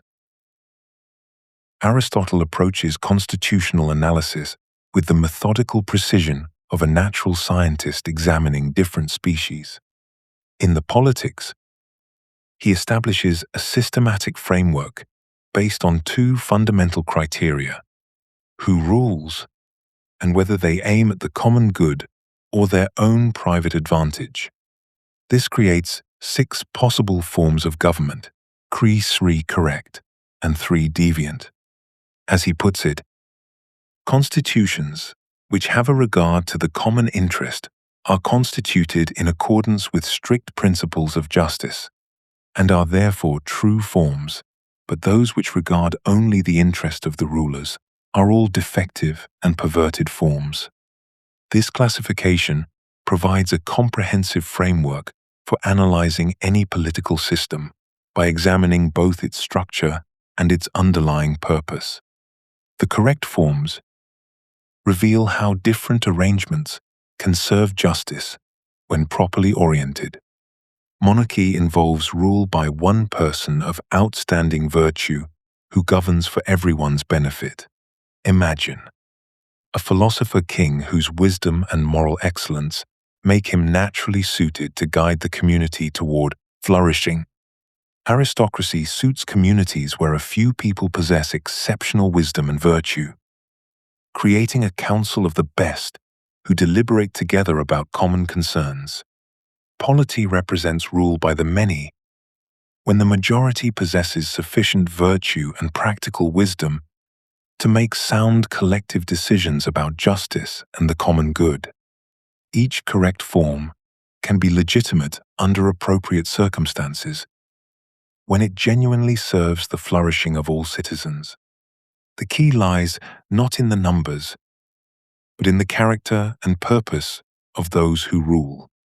A single virtuous monarch might govern better than a corrupt assembly, whilst a wise aristocracy might surpass both individual and democratic rule when the community lacks a single outstanding leader but contains several people of exceptional merit.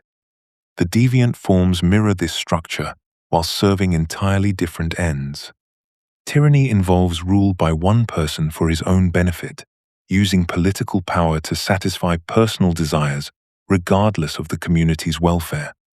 The tyrant treats the state as his private possession, extracting wealth and pleasure while citizens suffer under his arbitrary will.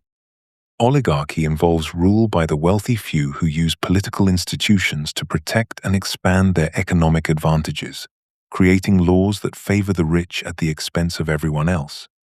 Democracy, in Aristotle's analysis, represents rule by the poor many who use political power to redistribute wealth from the rich to themselves rather than pursuing genuine justice. The democratic majority governs according to their economic interests as a class, just as oligarchs govern according to theirs. The crucial distinction lies not in the number of rulers, but in their purpose. The same structural arrangement can be legitimate or corrupt, depending on whether it serves common or private interests. This classification reveals the fundamental political problem that haunts all human communities: how to arrange institutions so that those who hold power will use it for the common good rather than their own advantage. Even the best individuals can be corrupted by power's temptations, whilst even well-intentioned groups can pursue their own interests at others' expense without realizing it. Aristotle's insight cuts through idealistic hopes about human nature. NETH.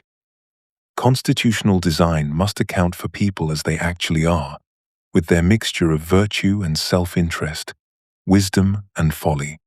The classification thus points toward deeper questions about constitutional design and human nature. If every form of government faces the risk of corruption, how can we create institutions that channel self-interest toward public benefit? How can constitutional arrangements maintain stability over time when power naturally corrupts those who wield it? These questions demand exploring Aristotle's solutions through mixed constitutions and institutional safeguards. Pure constitutional forms reveal their own destruction through the very concentration of power that defines them. Aristotle's systematic analysis demonstrates that monarchy, aristocracy, and democracy each possess genuine advantages whilst harboring fatal tendencies toward corruption. Monarchy provides the unified decision-making essential for swift action. Yet, This same concentration of authority in a single ruler creates irresistible temptations toward tyranny. The monarch who begins by serving the common good finds that unchecked power gradually transforms public service into private indulgence. Aristocracy offers rule by those most qualified to govern, drawing upon superior education, experience, and virtue, but this merit-based selection becomes oligarchy when the few begin serving their own interests rather than the community's welfare. Democracy ensures broad participation and prevents the domination of any single class. Yet this very inclusiveness can degenerate into mob rule when the many pursue immediate gratification over long-term stability. Aristotle observed that all forms of government which have a regard to the common interest are right forms, but maintaining this focus on common interest proves extraordinarily difficult when any group holds unchecked power.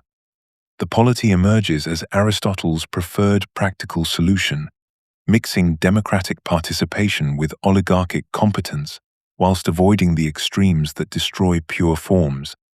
This mixed constitution combines rule by the many, ensuring broad participation in political decisions, with property qualifications that guarantee participants possess genuine stakes in the community's long-term welfare. The democratic element prevents elite domination by giving ordinary citizens real political voice, whilst the oligarchic element ensures that those who participate in governance have sufficient economic independence to resist corruption and sufficient investment in the community to favor policies promoting general prosperity over factional advantage. The polity works most effectively when the middle class forms a large and influential portion of the citizenry, possessing enough wealth to participate meaningfully in politics, whilst lacking the extreme riches that breed arrogance or the desperate poverty that encourages reckless policies.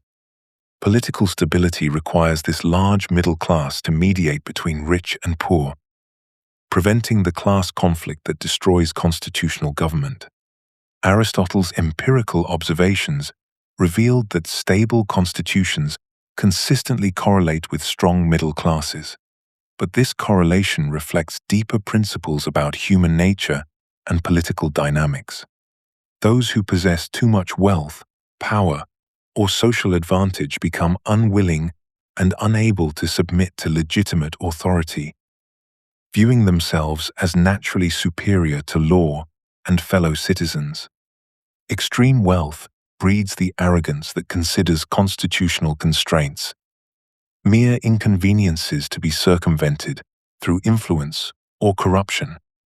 Conversely, those who have too little become too degraded by poverty and desperation to participate constructively in political life, lacking both the independence necessary for genuine deliberation and the long-term perspective required for wise governance.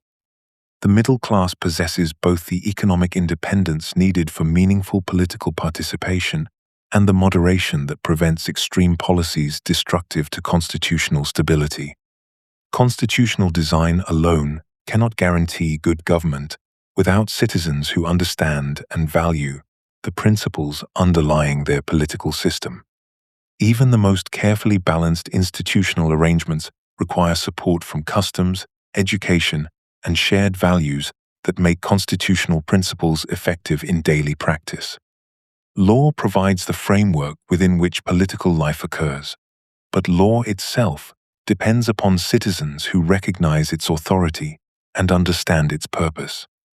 The mixed constitution succeeds not merely through mechanical checks and balances, but through citizens educated to appreciate why constitutional government serves their interests better than the alternatives. This education must cultivate both the intellectual capacity to understand complex political questions and the moral character to pursue the common good, even when private advantage beckons in different directions. Every constitution stands or falls on a foundation that political theorists often overlook: the character of its citizens. Aristotle recognized this truth with characteristic precision, declaring that the greatest of all the means for the preservation of constitutions is education adapted to the Constitution. This insight cuts to the heart of political stability. Democratic citizens require fundamentally different training than aristocratic ones, and both differ markedly from what monarchy demands. Constitutional forms shape character by rewarding certain behaviors whilst discouraging others. Yet, character in turn determines whether constitutional arrangements will be preserved or corrupted. The relationship runs deeper than simple civic instruction. Political education involves cultivating the specific virtues that make each constitutional form function effectively. Democracy thrives when citizens develop the capacity for collective deliberation and compromise, skills that would be irrelevant or even harmful in a well-functioning monarchy. Aristocracy demands exceptional intellectual and moral excellence in its leaders, qualities that democratic systems might find threatening to their egalitarian principles. Each constitution creates its own moral ecology, and educational systems must produce citizens who can flourish within that particular environment. This education must cultivate both intellectual and moral virtue to prepare citizens for private life and public participation. Intellectual virtue enables citizens to deliberate effectively about complex public issues, analyzing evidence, weighing competing claims, and reasoning through the consequences of proposed policies. Yet intellectual capacity alone proves insufficient. Moral virtue ensures that citizens will pursue the common good rather than merely their own advantage, that they will honor their commitments and treat fellow citizens with justice and respect. Different constitutional forms require different balances of these virtues. Democracy needs citizens capable of practical reasoning about shared concerns, individuals who can set aside narrow self-interest to consider what serves the broader community. The democratic citizen must possess enough intellectual humility to listen to opposing viewpoints and enough moral courage to support unpopular but necessary policies.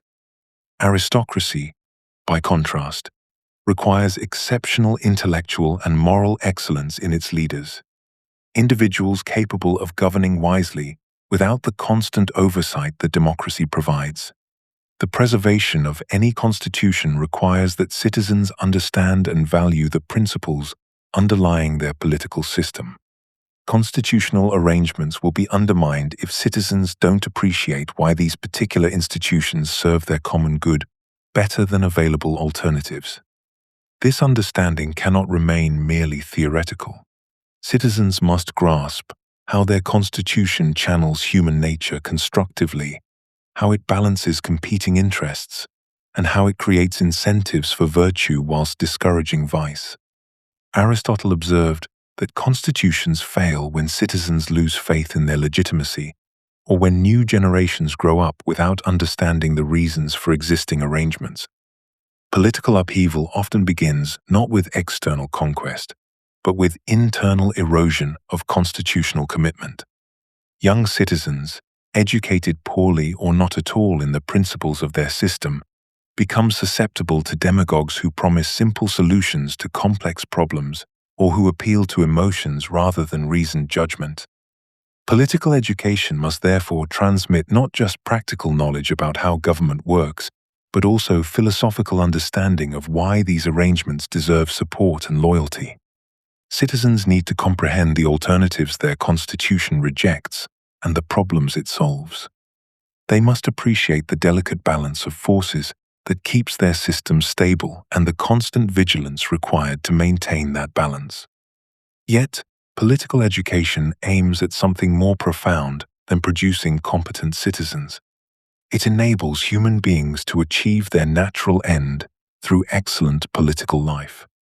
Participation in well-ordered political communities develops the distinctively human capacities for practical reasoning, moral virtue, and friendship that constitute human flourishing. Part 9. Economics and Household Management. Aristotle begins his Politics with a striking claim. Every state is made up of households. This seemingly simple observation contains a profound insight about the architecture of human community. The household, or oikos, serves as the fundamental economic unit that provides the material foundation necessary for both individual flourishing and political participation. Within each household, we find the essential relationships that secure the goods required for human life.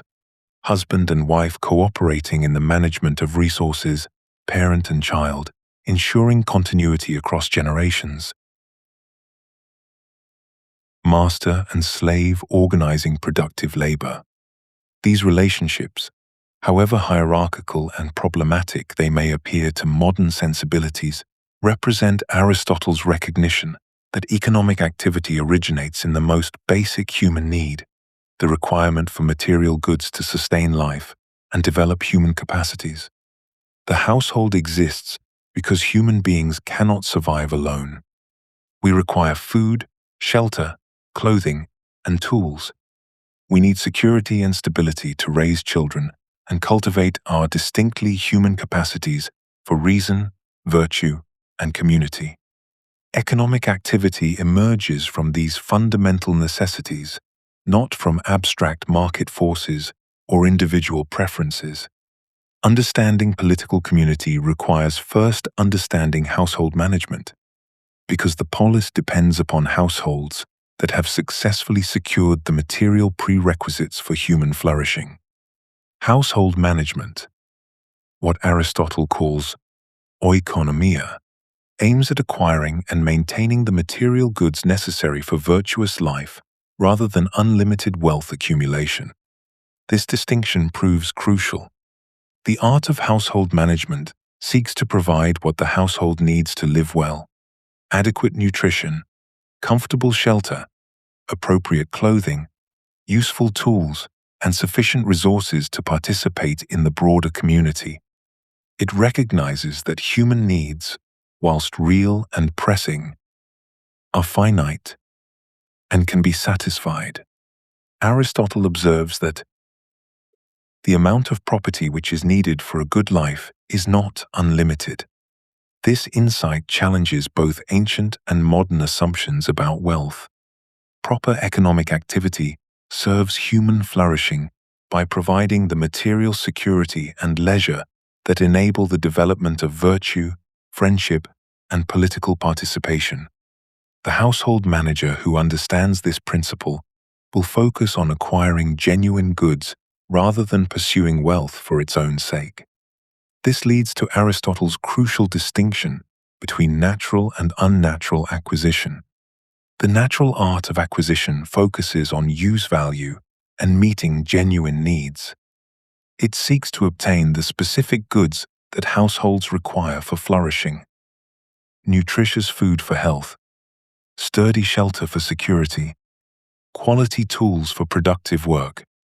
Natural acquisition has definite limits because human needs are finite. The farmer who grows enough grain to feed his family and contribute to the community has achieved the proper goal of natural acquisition. Unnatural acquisition, by contrast, pursues exchange value and unlimited profit. It treats all goods merely as means to acquiring more money. The merchant who buys grain, not to feed anyone, but simply to sell at a higher price, engages in unnatural acquisition. This activity has no inherent limits because the desire for money can expand infinitely. While such exchange may sometimes serve useful purposes, it becomes problematic when it displaces the natural aim of acquisition.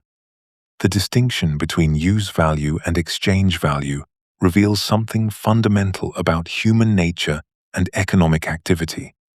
We naturally desire goods because they serve our needs and enable our flourishing. Money, properly understood, is simply a tool that facilitates the exchange of useful goods. When money itself becomes the goal, economic activity loses its connection to human flourishing and can become destructive of the very communities it should serve. Proper economic activity thus serves human flourishing by providing the material foundation for virtue and political participation.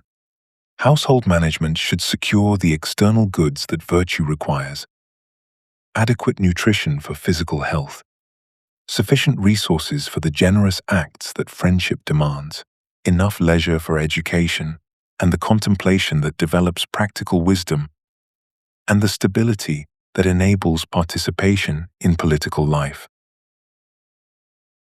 Aristotle's analysis of money begins with a deceptively simple observation about human cooperation. When people produce different goods and need what others make, direct exchange becomes practically impossible. The farmer harvesting grain in autumn cannot simply trade with the shoemaker who needs leather in spring. Time separates their needs, distance complicates their meeting, and the precise quantities rarely match. Money emerges naturally from these practical difficulties, serving as what Aristotle calls the medium that makes all exchanges possible. As he puts it, when the inhabitants of one country became more dependent on those of another, and they imported what they needed and exported what they had too much of, money necessarily came into use. This isn't mere economic convenience. Money enables the complex cooperation that allows human communities to flourish beyond subsistence.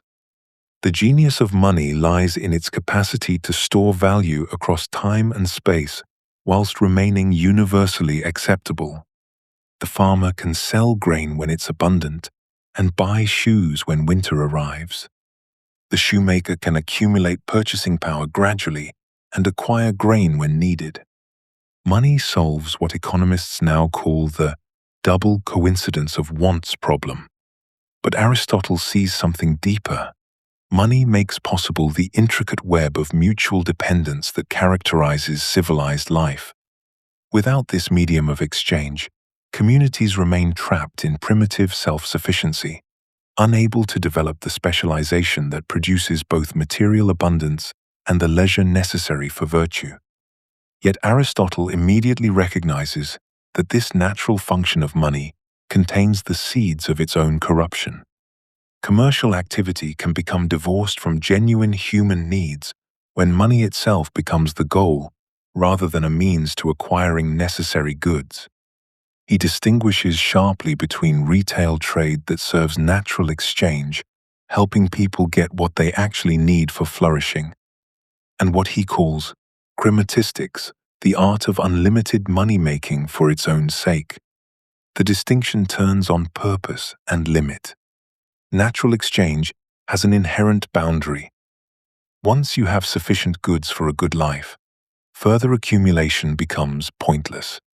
But chrematistics recognizes no such limit, because money, unlike food or clothing or shelter, can be accumulated indefinitely. This transformation from means to end represents a fundamental perversion of economic activity. Aristotle argues that the art of wealth-getting, which consists in household management, has a limit. The unlimited acquisition of wealth is not its business. The household manager seeks sufficient resources to enable virtue and happiness for family members. But the crematistic trader treats money as fertile, expecting it to multiply endlessly without producing anything real.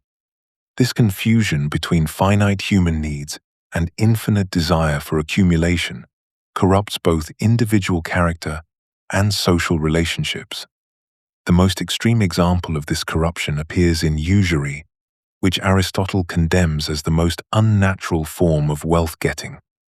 Usury makes money breed money without producing any actual goods or services that benefit human life. The usurer expects coins to generate more coins through time alone, treating money as though it were a living thing capable of reproduction. Aristotle's famous condemnation captures the essential perversion, the most hated sort of wealth-getting, and with the greatest reason, is usury, which makes a gain out of money itself and not from the natural object of it.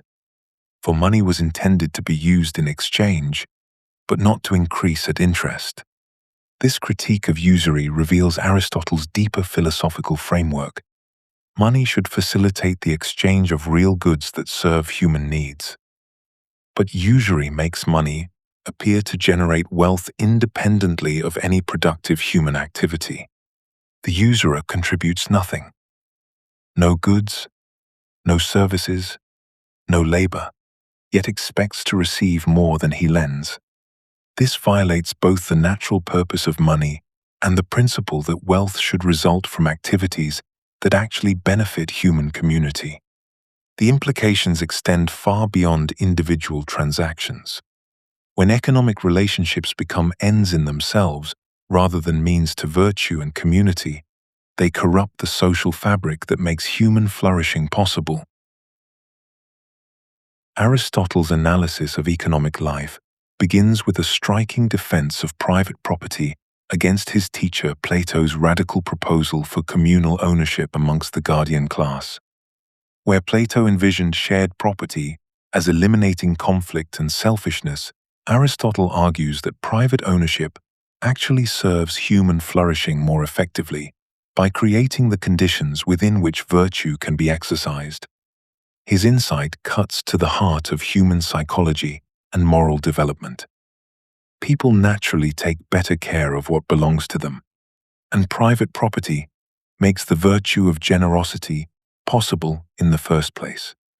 When everyone has a distinct interest, men will not complain of one another, and they will make more progress, because everyone will be attending to his own business. This argument reveals Aristotle's characteristic attention to how institutions must work with human nature rather than against it. Communal property, he observes, creates practical problems about who should work and who should benefit, leading to resentment and conflict rather than harmony. More fundamentally, it eliminates the opportunity to exercise virtues like liberality and magnificence, which require having something of one's own to give.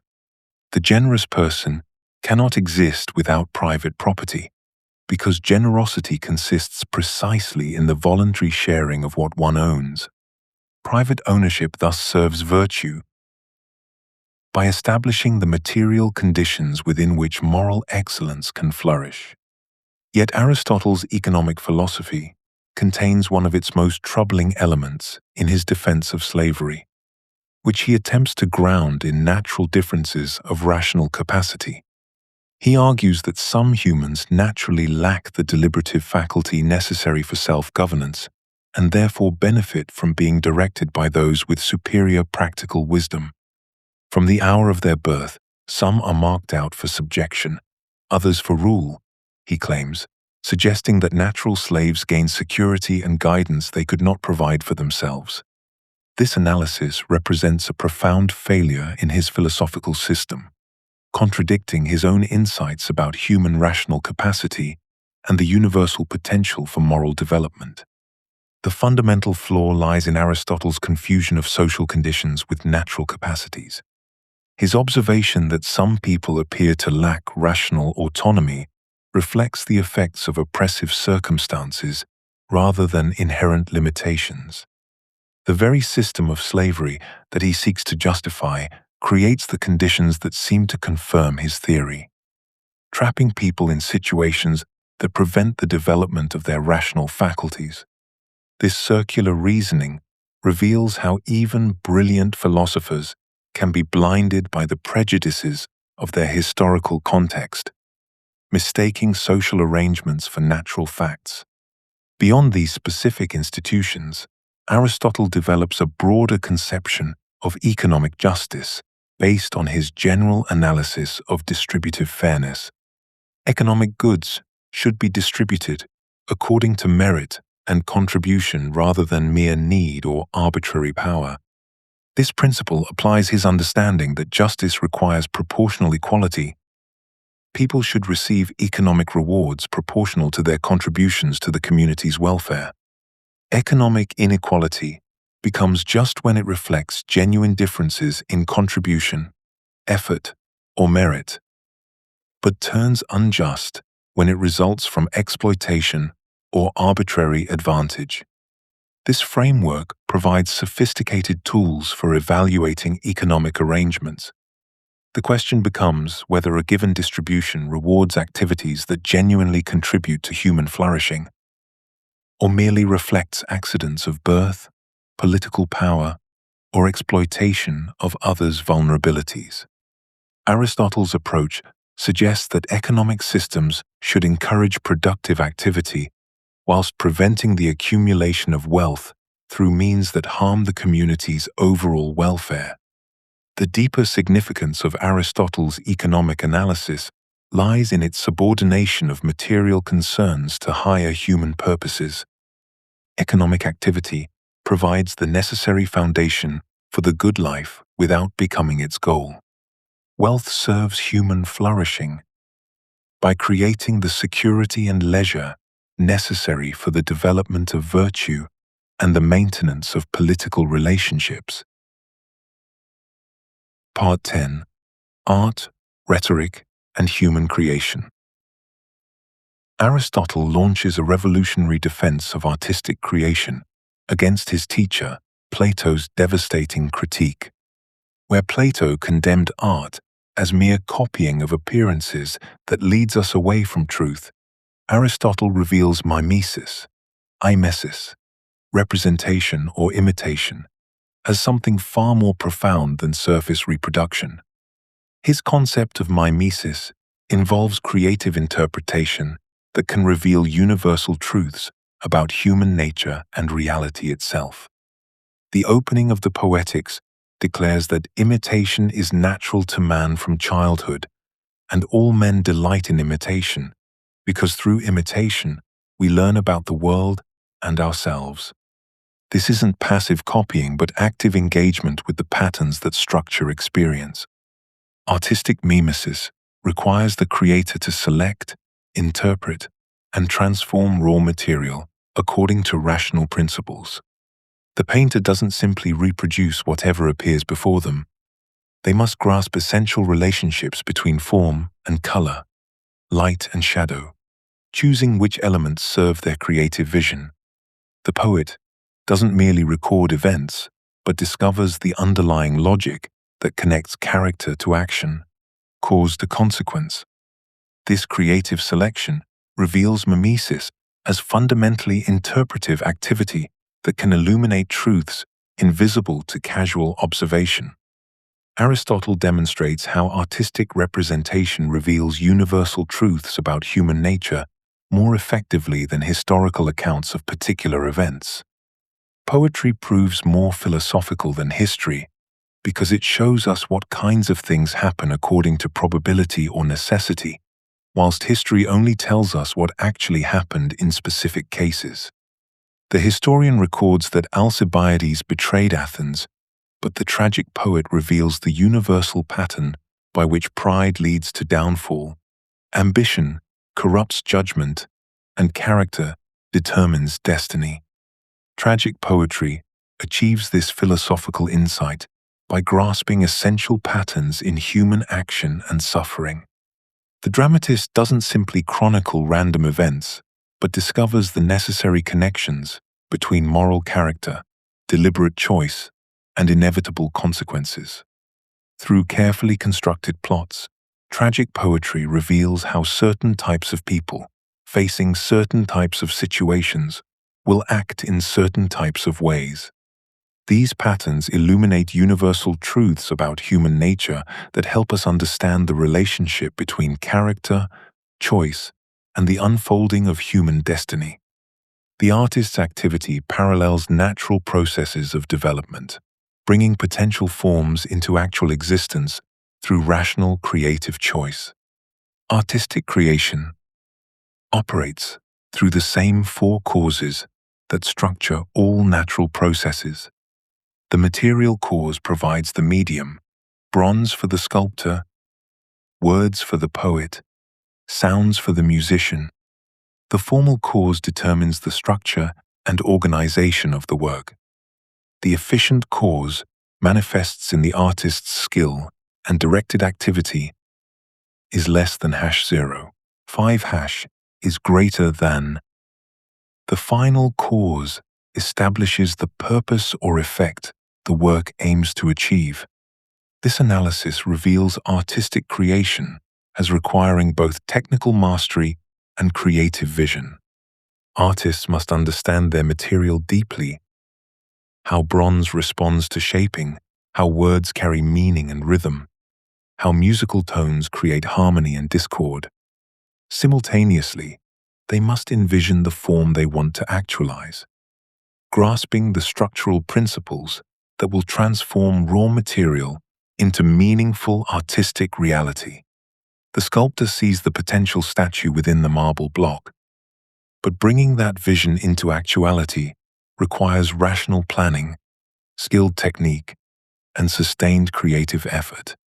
Artistic creation demonstrates distinctively human participation in the cosmic principle of form-giving that structures all reality.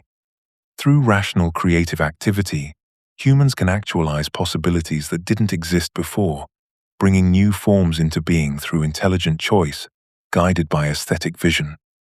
This capacity reveals humans as uniquely capable of creating works that serve no immediate practical need, but exist for their own sake, paralleling the divine activity of pure contemplation that Aristotle identifies with ultimate reality. The artist participates in divine creativity by actualizing forms that embody universal truths about beauty, meaning, and human experience. Aristotle's analysis of tragedy reveals something profound about human nature. We possess a capacity for emotional purification through aesthetic experience that simultaneously engages our feelings and our reason. His famous definition captures this dual operation with remarkable precision.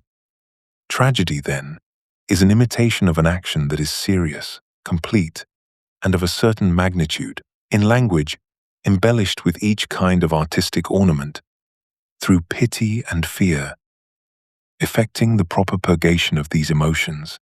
This catharsis represents far more than mere emotional release. It constitutes a sophisticated process whereby we experience intense emotions within a framework that enables us to understand and integrate them constructively. The mechanism works through our identification with characters whose suffering evokes our emotional response, whilst the dramatic structure provides the intellectual scaffolding that makes this suffering comprehensible rather than merely overwhelming. When we witness Oedipus discovering his true identity, or Antigone choosing death over compromise, we feel genuine pity and fear, not as passive spectators, but as human beings recognizing our own vulnerability to similar fates. Yet tragedy does not leave us drowning in these emotions. The artistic form itself creates the conditions for their purification by presenting suffering within plots that reveal meaningful connections between character, choice, and consequence. Aristotle's insight about the tragic hero proves crucial here. The protagonist must possess hamartia, aisia, not moral depravity, but a flaw or error in judgment that makes their downfall both understandable and instructive. We cannot learn from the suffering of purely evil characters because their pain seems deserved, nor from the affliction of perfect innocence because their fate appears arbitrary. But when someone fundamentally decent makes a crucial mistake that leads to destruction, we experience both emotional engagement and rational comprehension.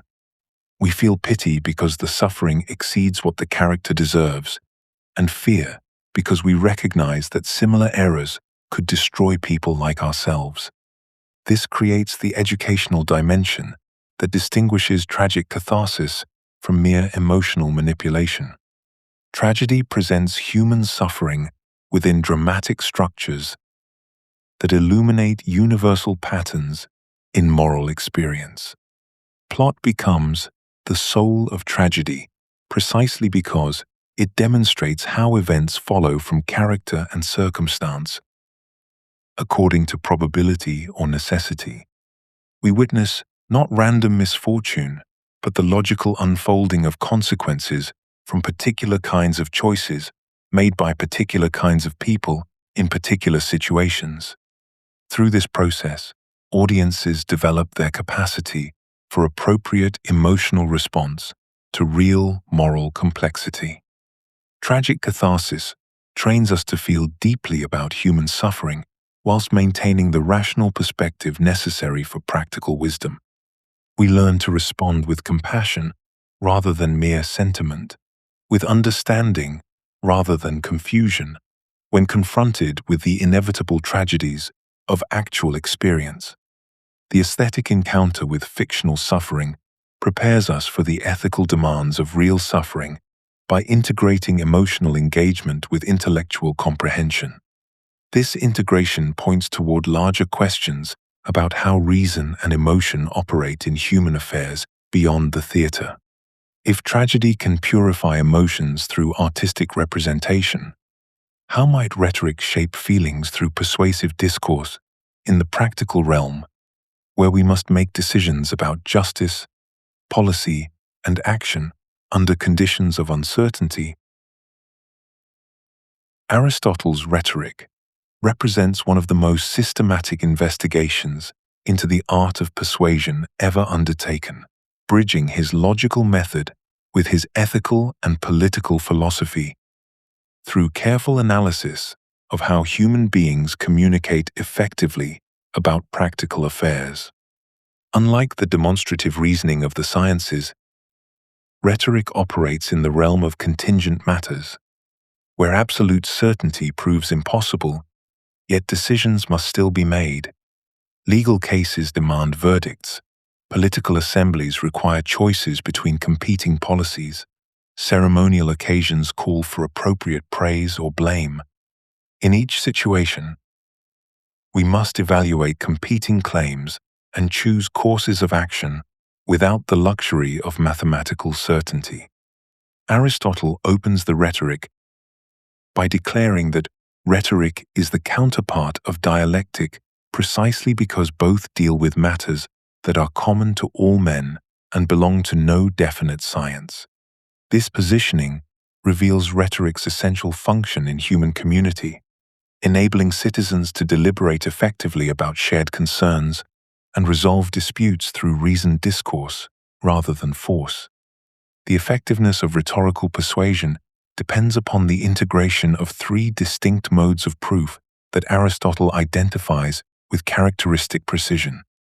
Ethos concerns the character of the speaker as perceived by the audience, requiring the establishment of credibility, practical wisdom, and genuine goodwill toward those being addressed. Pathos involves the emotional dimension of persuasion, demanding careful understanding of how different audiences respond to various appeals and what feelings must be aroused or calmed to achieve the desired response. Logos provides the rational foundation through what Aristotle calls enthymemes, rhetorical syllogisms that reason from probable premises to likely conclusions rather than demonstrating necessary truths from certain principles. The masterful rhetorician must command all three modes because human beings are rational animals who respond simultaneously to logical arguments and emotional appeals whilst evaluating both through their assessment of the speaker's trustworthiness and competence. This tripartite structure reflects Aristotle's deeper insight that rhetorical reasoning operates fundamentally differently from scientific demonstration. Where the sciences proceed from necessary premises to certain conclusions, rhetoric works with probabilities and contingent relationships in situations demanding immediate practical judgment. Most important human decisions occur precisely under these conditions: incomplete information, competing values, uncertain outcomes, time pressure, and the need for collective action, despite disagreement. Rhetorical arguments proceed through enthymemes that assume shared values and probable relationships rather than proving universal truths, making rhetoric indispensable for practical wisdom, because it provides tools for reasoning about particular situations that resist reduction to universal rules. The moral dimension of rhetoric emerges clearly from this analysis. The art of rhetoric serves virtue when employed to promote justice and truth, helping audiences make sound decisions by presenting relevant considerations clearly and persuasively. Yet, the same techniques become dangerous when divorced from ethical considerations, capable of manipulating audiences for the speaker's advantage rather than serving their genuine interests. Aristotle's penetrating observation that rhetoric constitutes a faculty of observing in any given case, the available means of persuasion, reveals its morally neutral character as a tool that can serve either noble or base ends, depending entirely upon the speaker's character and intentions. This recognition leads naturally toward questions about the aesthetic dimensions of human creation and how beauty and artistic excellence relate to the rational structure governing both natural and human reality. Aristotle's analysis of beauty reveals something profound about the rational structure underlying all reality. Beauty consists in proper proportion, order, and definiteness, qualities that reflect the same principles of formal organization that characterize excellent natural substances and virtuous human actions. Beautiful objects exhibit unity, proportion, and completion, the very features that define excellence in any domain.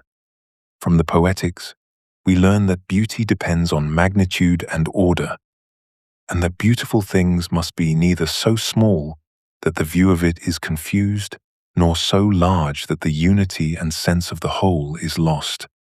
This insight illuminates why aesthetic judgment involves recognizing harmony between form and function that characterizes excellence wherever we encounter it. When we judge something beautiful, we recognize that its structure serves its purpose perfectly. Every element contributes to the whole, whilst nothing remains superfluous or lacking. Natural beauty emerges from the perfect adaptation of form to function, the way a bird's wing achieves both structural elegance and aerodynamic efficiency, or how the proportions of a flower serve both reproductive necessity and visual harmony. Artistic beauty involves creating works where every element serves the overall effect the artist intends to achieve. The sculptor, who captures the essence of courage in marble, demonstrates the same principle as nature when it produces a perfectly formed oak tree. Both achieve that integration of parts into a unified whole that constitutes genuine beauty. Aesthetic appreciation requires both sensory perception and rational understanding of how parts relate to wholes. We don't simply feel pleasure when encountering beautiful objects. We recognize formal relationships. The eye perceives colors and shapes, but the mind grasps proportions and understands how diverse elements achieve unity. This dual engagement of sense and intellect explains why aesthetic experience proves so distinctively human and why it connects to our highest capacities for understanding. The appreciation of beauty develops human capacity for recognizing and valuing excellence in all its forms. Aesthetic experience trains our ability to perceive formal relationships, evaluate proportions, and appreciate the integration of diverse elements into unified wholes. The same intellectual capacities that enable us to appreciate artistic beauty also enable us to recognize moral beauty in virtuous actions and theoretical beauty in elegant demonstrations. When we admire the perfect balance of justice in a wise legal decision, we exercise the same faculty that appreciates the perfect balance of elements in a beautiful painting. Aesthetic education contributes to the development of practical wisdom by refining our ability to perceive the formal relationships that constitute excellence. The person who has learned to recognize harmony and proportion in art becomes better equipped to recognize these same qualities in human character and action. The appreciation of beauty thus serves not merely as pleasant diversion, but as training for the most important human capacities. Aesthetic experience bridges theoretical and practical reason by involving both contemplation of form and evaluation of human creation. Appreciating beauty requires the theoretical capacity to understand formal relationships and the practical capacity to evaluate how well human artifacts achieve their intended purposes. When we judge a tragedy beautiful, we both contemplate the universal patterns of human action it reveals and evaluate how successfully the playwright has crafted particular scenes to achieve cathartic effect. Aesthetic judgment bridges the gap between universal principles and particular instances by recognizing how general principles of proportion and order are realized in specific works. Each beautiful object demonstrates universal principles whilst remaining irreducibly particular. This capacity to perceive universals in particulars through aesthetic experience points towards something even more fundamental about human nature and our relationship to the rational structure of reality itself. Part 11. Contemplation and the Highest Life. Aristotle presents theoretical contemplation as the pinnacle of human existence, the activity that most perfectly actualizes our distinctive rational nature. In Book 10 of the Nicomachean Ethics, he argues that the activity of God, which surpasses all others in blessedness, must be contemplative. And of human activities, therefore, that which is most akin to this must be most of the nature of happiness. This bold claim places pure rational thought directed toward eternal truths above all practical and productive activities. Contemplative activity differs fundamentally from practical reasoning that aims at action and productive reasoning that creates objects. Instead, it seeks understanding purely for its own sake, exercising our highest capacity in its most perfect form. The objects of theoretical contemplation possess a unique character that elevates this activity above all others. These eternal and unchanging truths exist independently of human needs, desires, and circumstances. Mathematical relationships, logical principles, and metaphysical insights about the nature of being itself represent knowledge of what cannot be otherwise, necessary relationships that hold universally regardless of human choice or action. When we grasp that the angles of a triangle must equal 2 right angles, or understand the principle of non-contradiction, we connect our minds to the permanent structure of reality itself. This eternal character makes contemplative knowledge supremely valuable because it transcends the temporary and changeable circumstances that dominate practical life.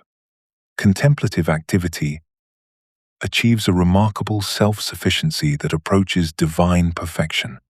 Unlike practical activities that require external materials, social cooperation, or favorable circumstances, contemplation needs only rational capacity and appropriate objects of thought.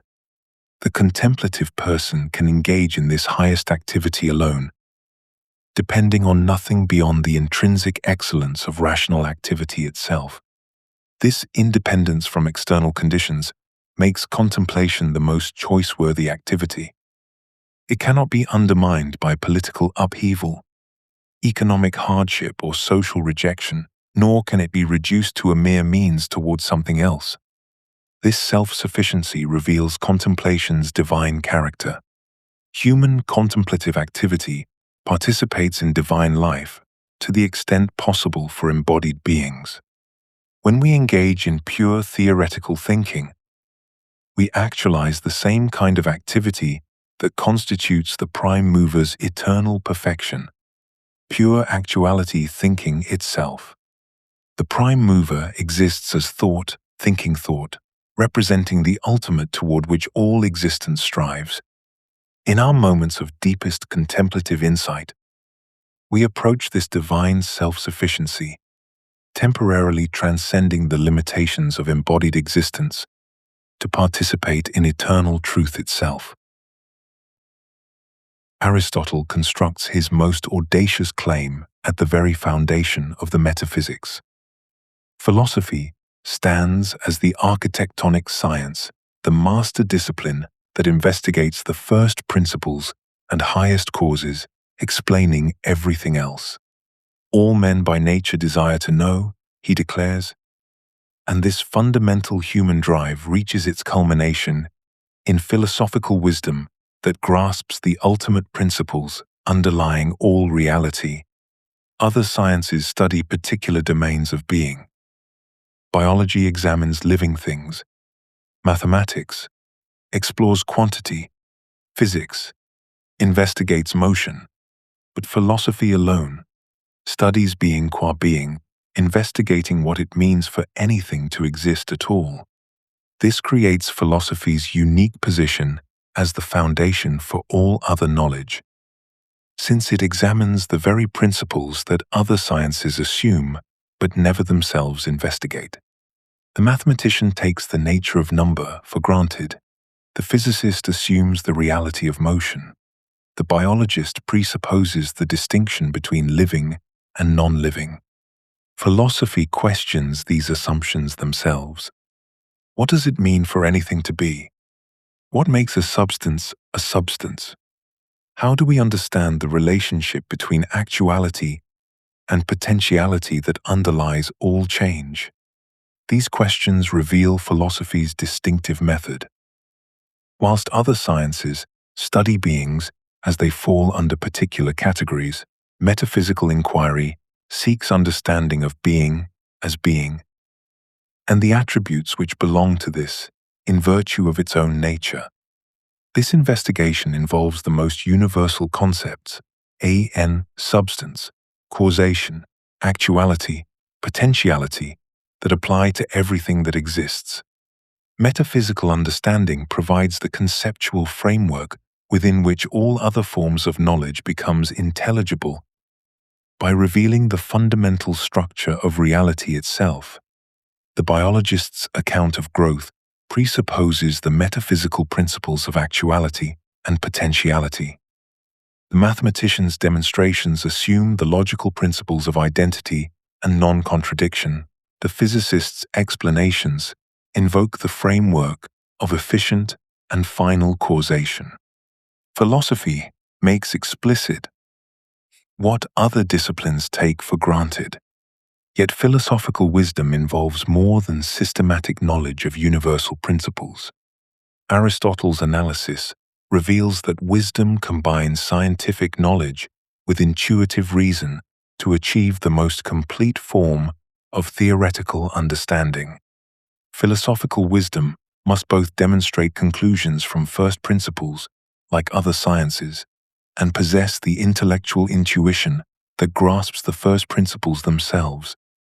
These principles cannot be demonstrated from anything more basic. They are the ultimate explanatory foundations. The philosopher achieves wisdom by combining the ability to reason systematically from first principles with the intellectual perception that apprehends these principles directly. This represents the highest intellectual virtue because it grasps both the ultimate principles and their systematic implications for understanding reality as a whole. The philosopher achieves the most complete form of human excellence through actualizing our highest capacity in systematic understanding. Philosophical activity represents the culmination of human rational development because it involves understanding reality at the most universal and fundamental level. Through this achievement, the philosopher attains a kind of divine perspective, grasping the eternal principles that govern all existence. But this raises the deepest questions about human nature itself. How does this aspiration toward pure contemplation relate to our essentially embodied and social nature as political animals? Aristotle's analysis of the prime mover reveals the ultimate standard of perfection toward which all existence strives. This divine being exists in pure actuality, engaged in eternal self-contemplation, representing complete actualization without any mixture of potentiality or change. The prime mover thinks only the most perfect object available to thought, which is itself, existing in perpetual contemplative bliss that serves as the final cause, drawing all motion and development throughout the cosmos.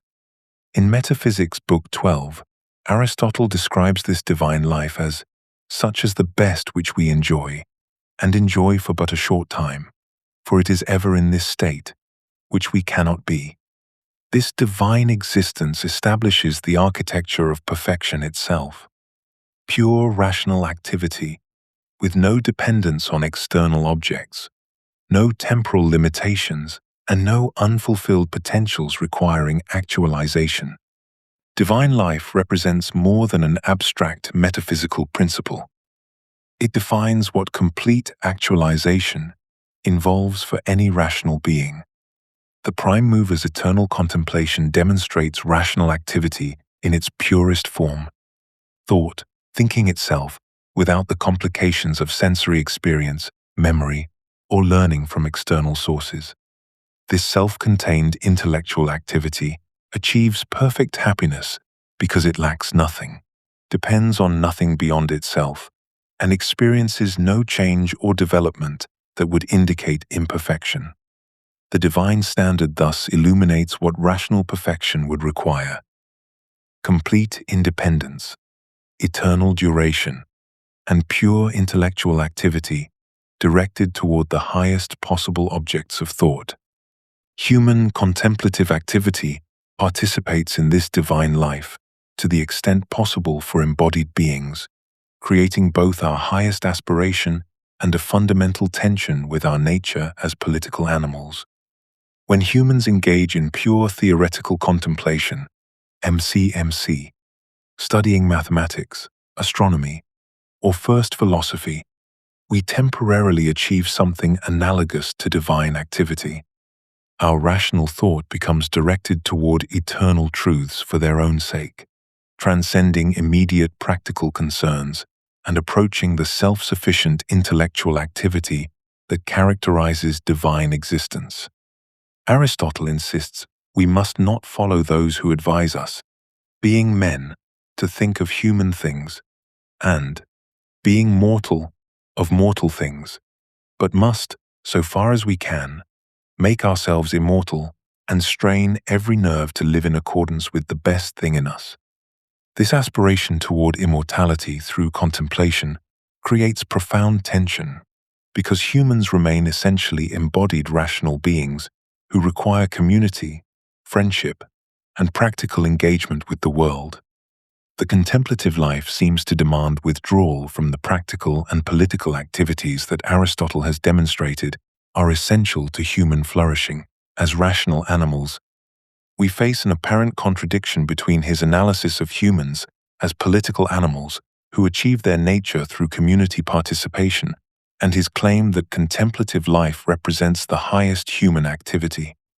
The philosopher who insisted that anyone who can live outside the polis must be either a beast or a god now suggests that our highest aspiration involves approaching divine self-sufficiency through pure thought.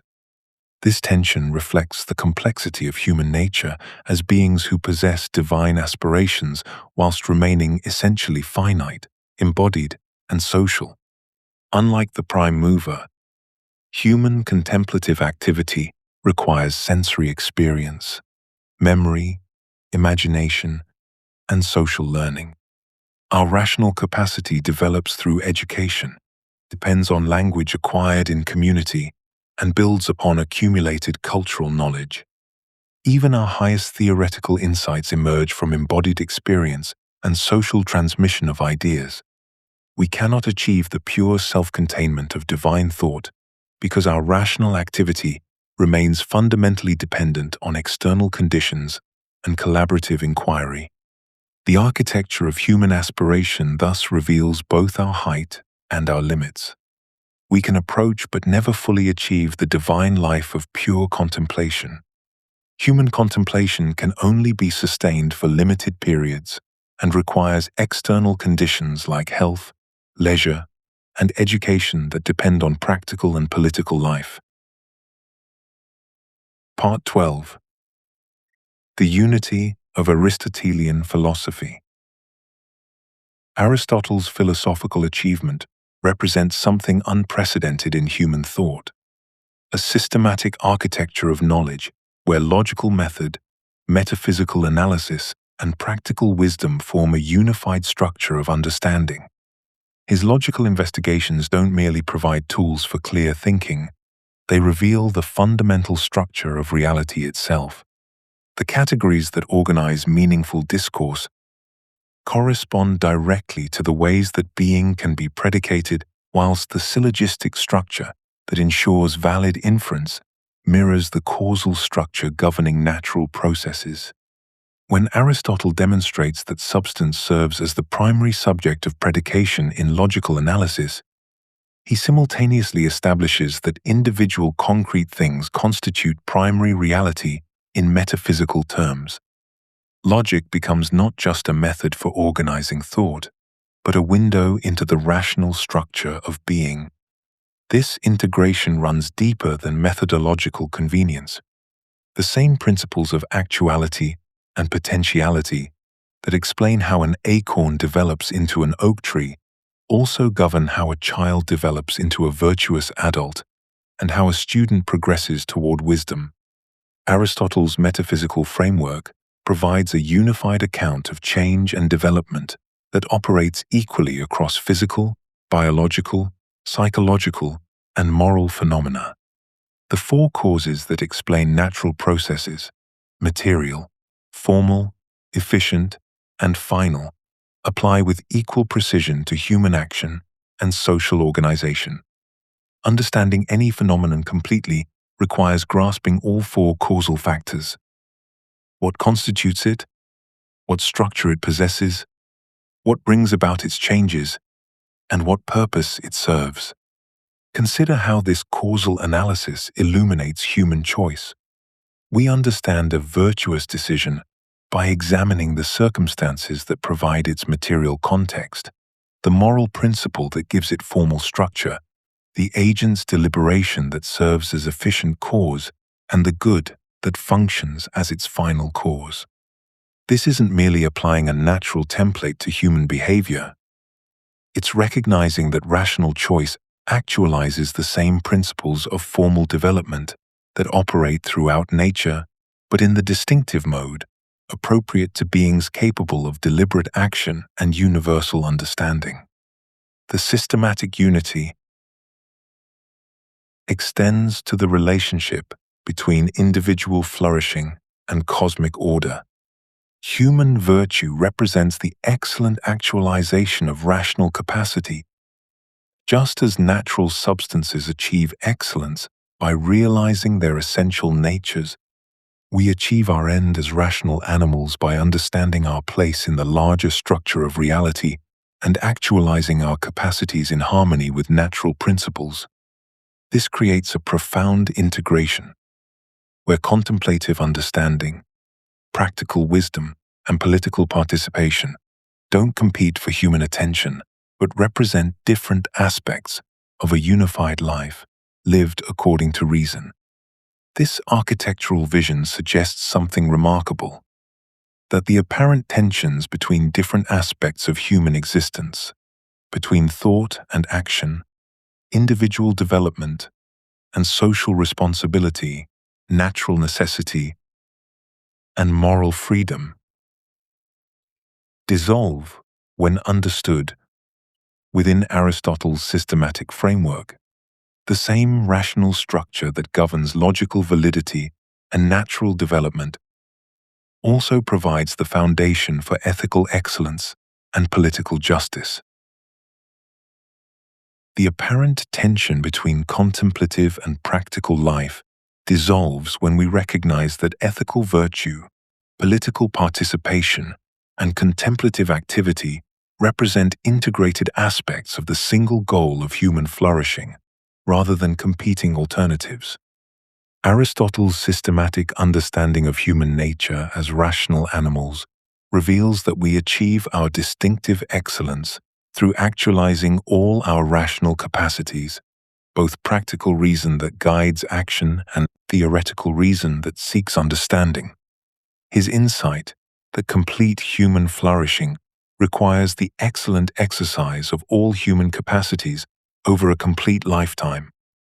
Not the exclusive pursuit of any single activity transforms what appears to be a conflict into a unified vision of human development. This integration becomes clear when we understand how different activities serve the unified goal of actualizing human rational nature completely. The person who withdraws from practical affairs to pursue pure contemplation fails to develop the social and ethical dimensions essential to human nature. Equally, the person who engages only in practical activities without theoretical understanding operates with incomplete wisdom about the very goods they pursue. Aristotle shows us that complete human excellence requires both dimensions because our rational nature itself encompasses both practical and theoretical capacities. The integration of intellectual and moral virtue enables humans to achieve excellence both in understanding reality and in living well within it as embodied rational beings.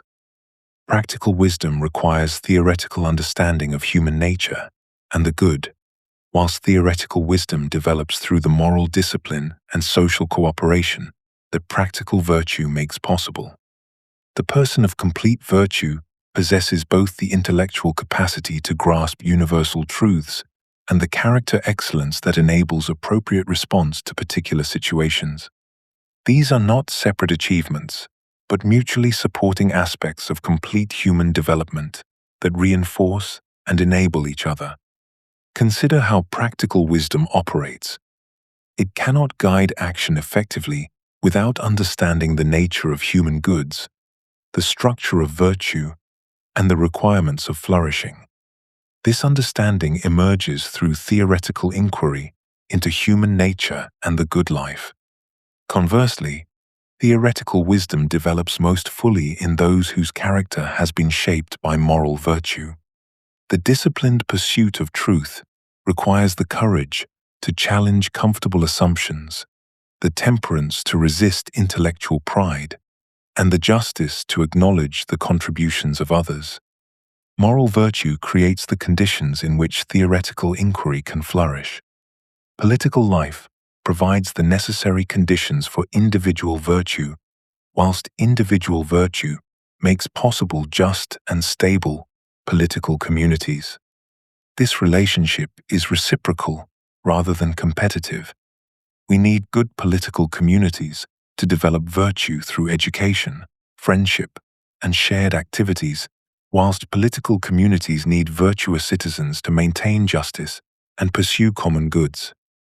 Aristotle's analysis reveals how individual flourishing requires social flourishing, because humans achieve their distinctive capacities only through relationships with others who share their commitment to excellence.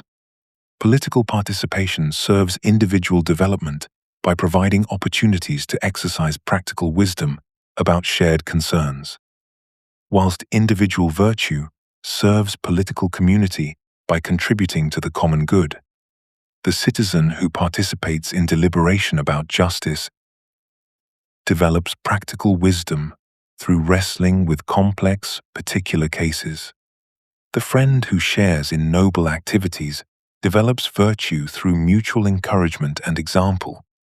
The teacher who transmits knowledge participates in the community's educational mission whilst developing their own understanding through explanation and dialogue. The highest human life combines practical wisdom in ethical and political affairs with theoretical wisdom in philosophical contemplation, achieving complete actualization of human rational capacity. This integration represents the fullest possible human participation in divine life, whilst remaining true to our essentially embodied and social nature. Aristotle achieved something remarkable in the history of human thought. He created the first genuinely comprehensive systematic philosophy, that demonstrates how rigorous rational analysis can illuminate the conditions for human flourishing rather than dissolving into skepticism or fragmentation. His philosophical architecture moves seamlessly from logical foundations through metaphysical understanding to practical applications, showing how each domain of inquiry both requires and illuminates the others. The organon establishes the logical tools necessary for scientific investigation, whilst the metaphysics reveals the fundamental structure of reality that makes such investigation possible, and the ethics and politics show how this understanding guides human action toward genuine fulfillment. This integration provides a model for how philosophical thinking can address the full range of human concerns without losing sight of the whole. A unity of vision that remains as compelling today as it was revolutionary in ancient Athens. His emphasis on individual concrete substances grounds philosophy firmly in experienced reality, whilst maintaining the possibility of universal knowledge and scientific understanding. This approach avoids both the otherworldly abstraction of Platonic idealism, which locates true reality in transcendent forms, accessible only through mystical insight, and the reductive materialism that eliminates formal and final causation, reducing everything to mere mechanical interaction. Aristotelian realism enables genuine knowledge of the world we actually inhabit. The world of particular substances, like this oak tree, this human being, this political community, whilst preserving the rational structure that makes scientific investigation and ethical reasoning possible. Universal principles are not located in a separate realm, but are embodied in the particular instances we encounter, making knowledge both empirically grounded and rationally structured. The teleological understanding of nature and human life offers a vision of cosmic purpose that connects individual fulfillment with universal order without requiring either external imposition or mere subjective preference. Aristotle's account of natural ends provides a framework for understanding human purpose that is grounded in the objective structure of human nature as rational animals capable of choice and moral development. The human good is not arbitrarily decreed by divine command, nor simply a matter of individual taste, but emerges from the actualization of potentials inherent in what it means to be human. This teleological vision enables meaningful choice and moral responsibility by showing how human actions can either actualize or fail to actualize these natural capacities for rational activity, virtuous character, and political cooperation. Aristotelian philosophy demonstrates the possibility of systematic rational understanding that serves human flourishing by revealing the objective conditions for the good life. His integration of theoretical and practical reason provides a model for how philosophical inquiry can contribute to both individual development and social cooperation, showing that the same rational capacities that enable us to understand the natural world also guide us toward ethical excellence and political justice. The systematic approach reveals deep connections between apparently separate domains. All logic illuminates the structure of valid reasoning that operates in both scientific investigation and ethical deliberation. Metaphysics reveals the causal structure that operates in both natural processes and human action. And the analysis of virtue shows how individual character development contributes to the flourishing of political communities. This philosophical vision continues to offer resources for addressing fundamental questions about the nature of reality, the possibility of knowledge, and the conditions for human flourishing that remain as urgent and relevant today as they were 24 centuries ago. Part 13. Conclusion. Aristotle's philosophical achievement stands as the creation of the first truly systematic philosophy in human history, demonstrating how logical method, metaphysical analysis, natural science, Ethics and politics form an integrated whole, grounded in the study of substance and causation. Each domain of inquiry both requires and illuminates the others. Logical analysis reveals the structure of reality itself. Metaphysical understanding explains natural processes. Natural philosophy provides the foundation for understanding human nature, and human nature provides the basis for ethics and politics. This systematic integration represents an unprecedented intellectual achievement that rivals any philosophical system for its comprehensiveness, internal coherence, and explanatory power. His revolutionary focus on individual concrete reality, rather than abstract universals grounds philosophy in the world we actually experience, whilst maintaining the possibility of genuine knowledge and scientific understanding.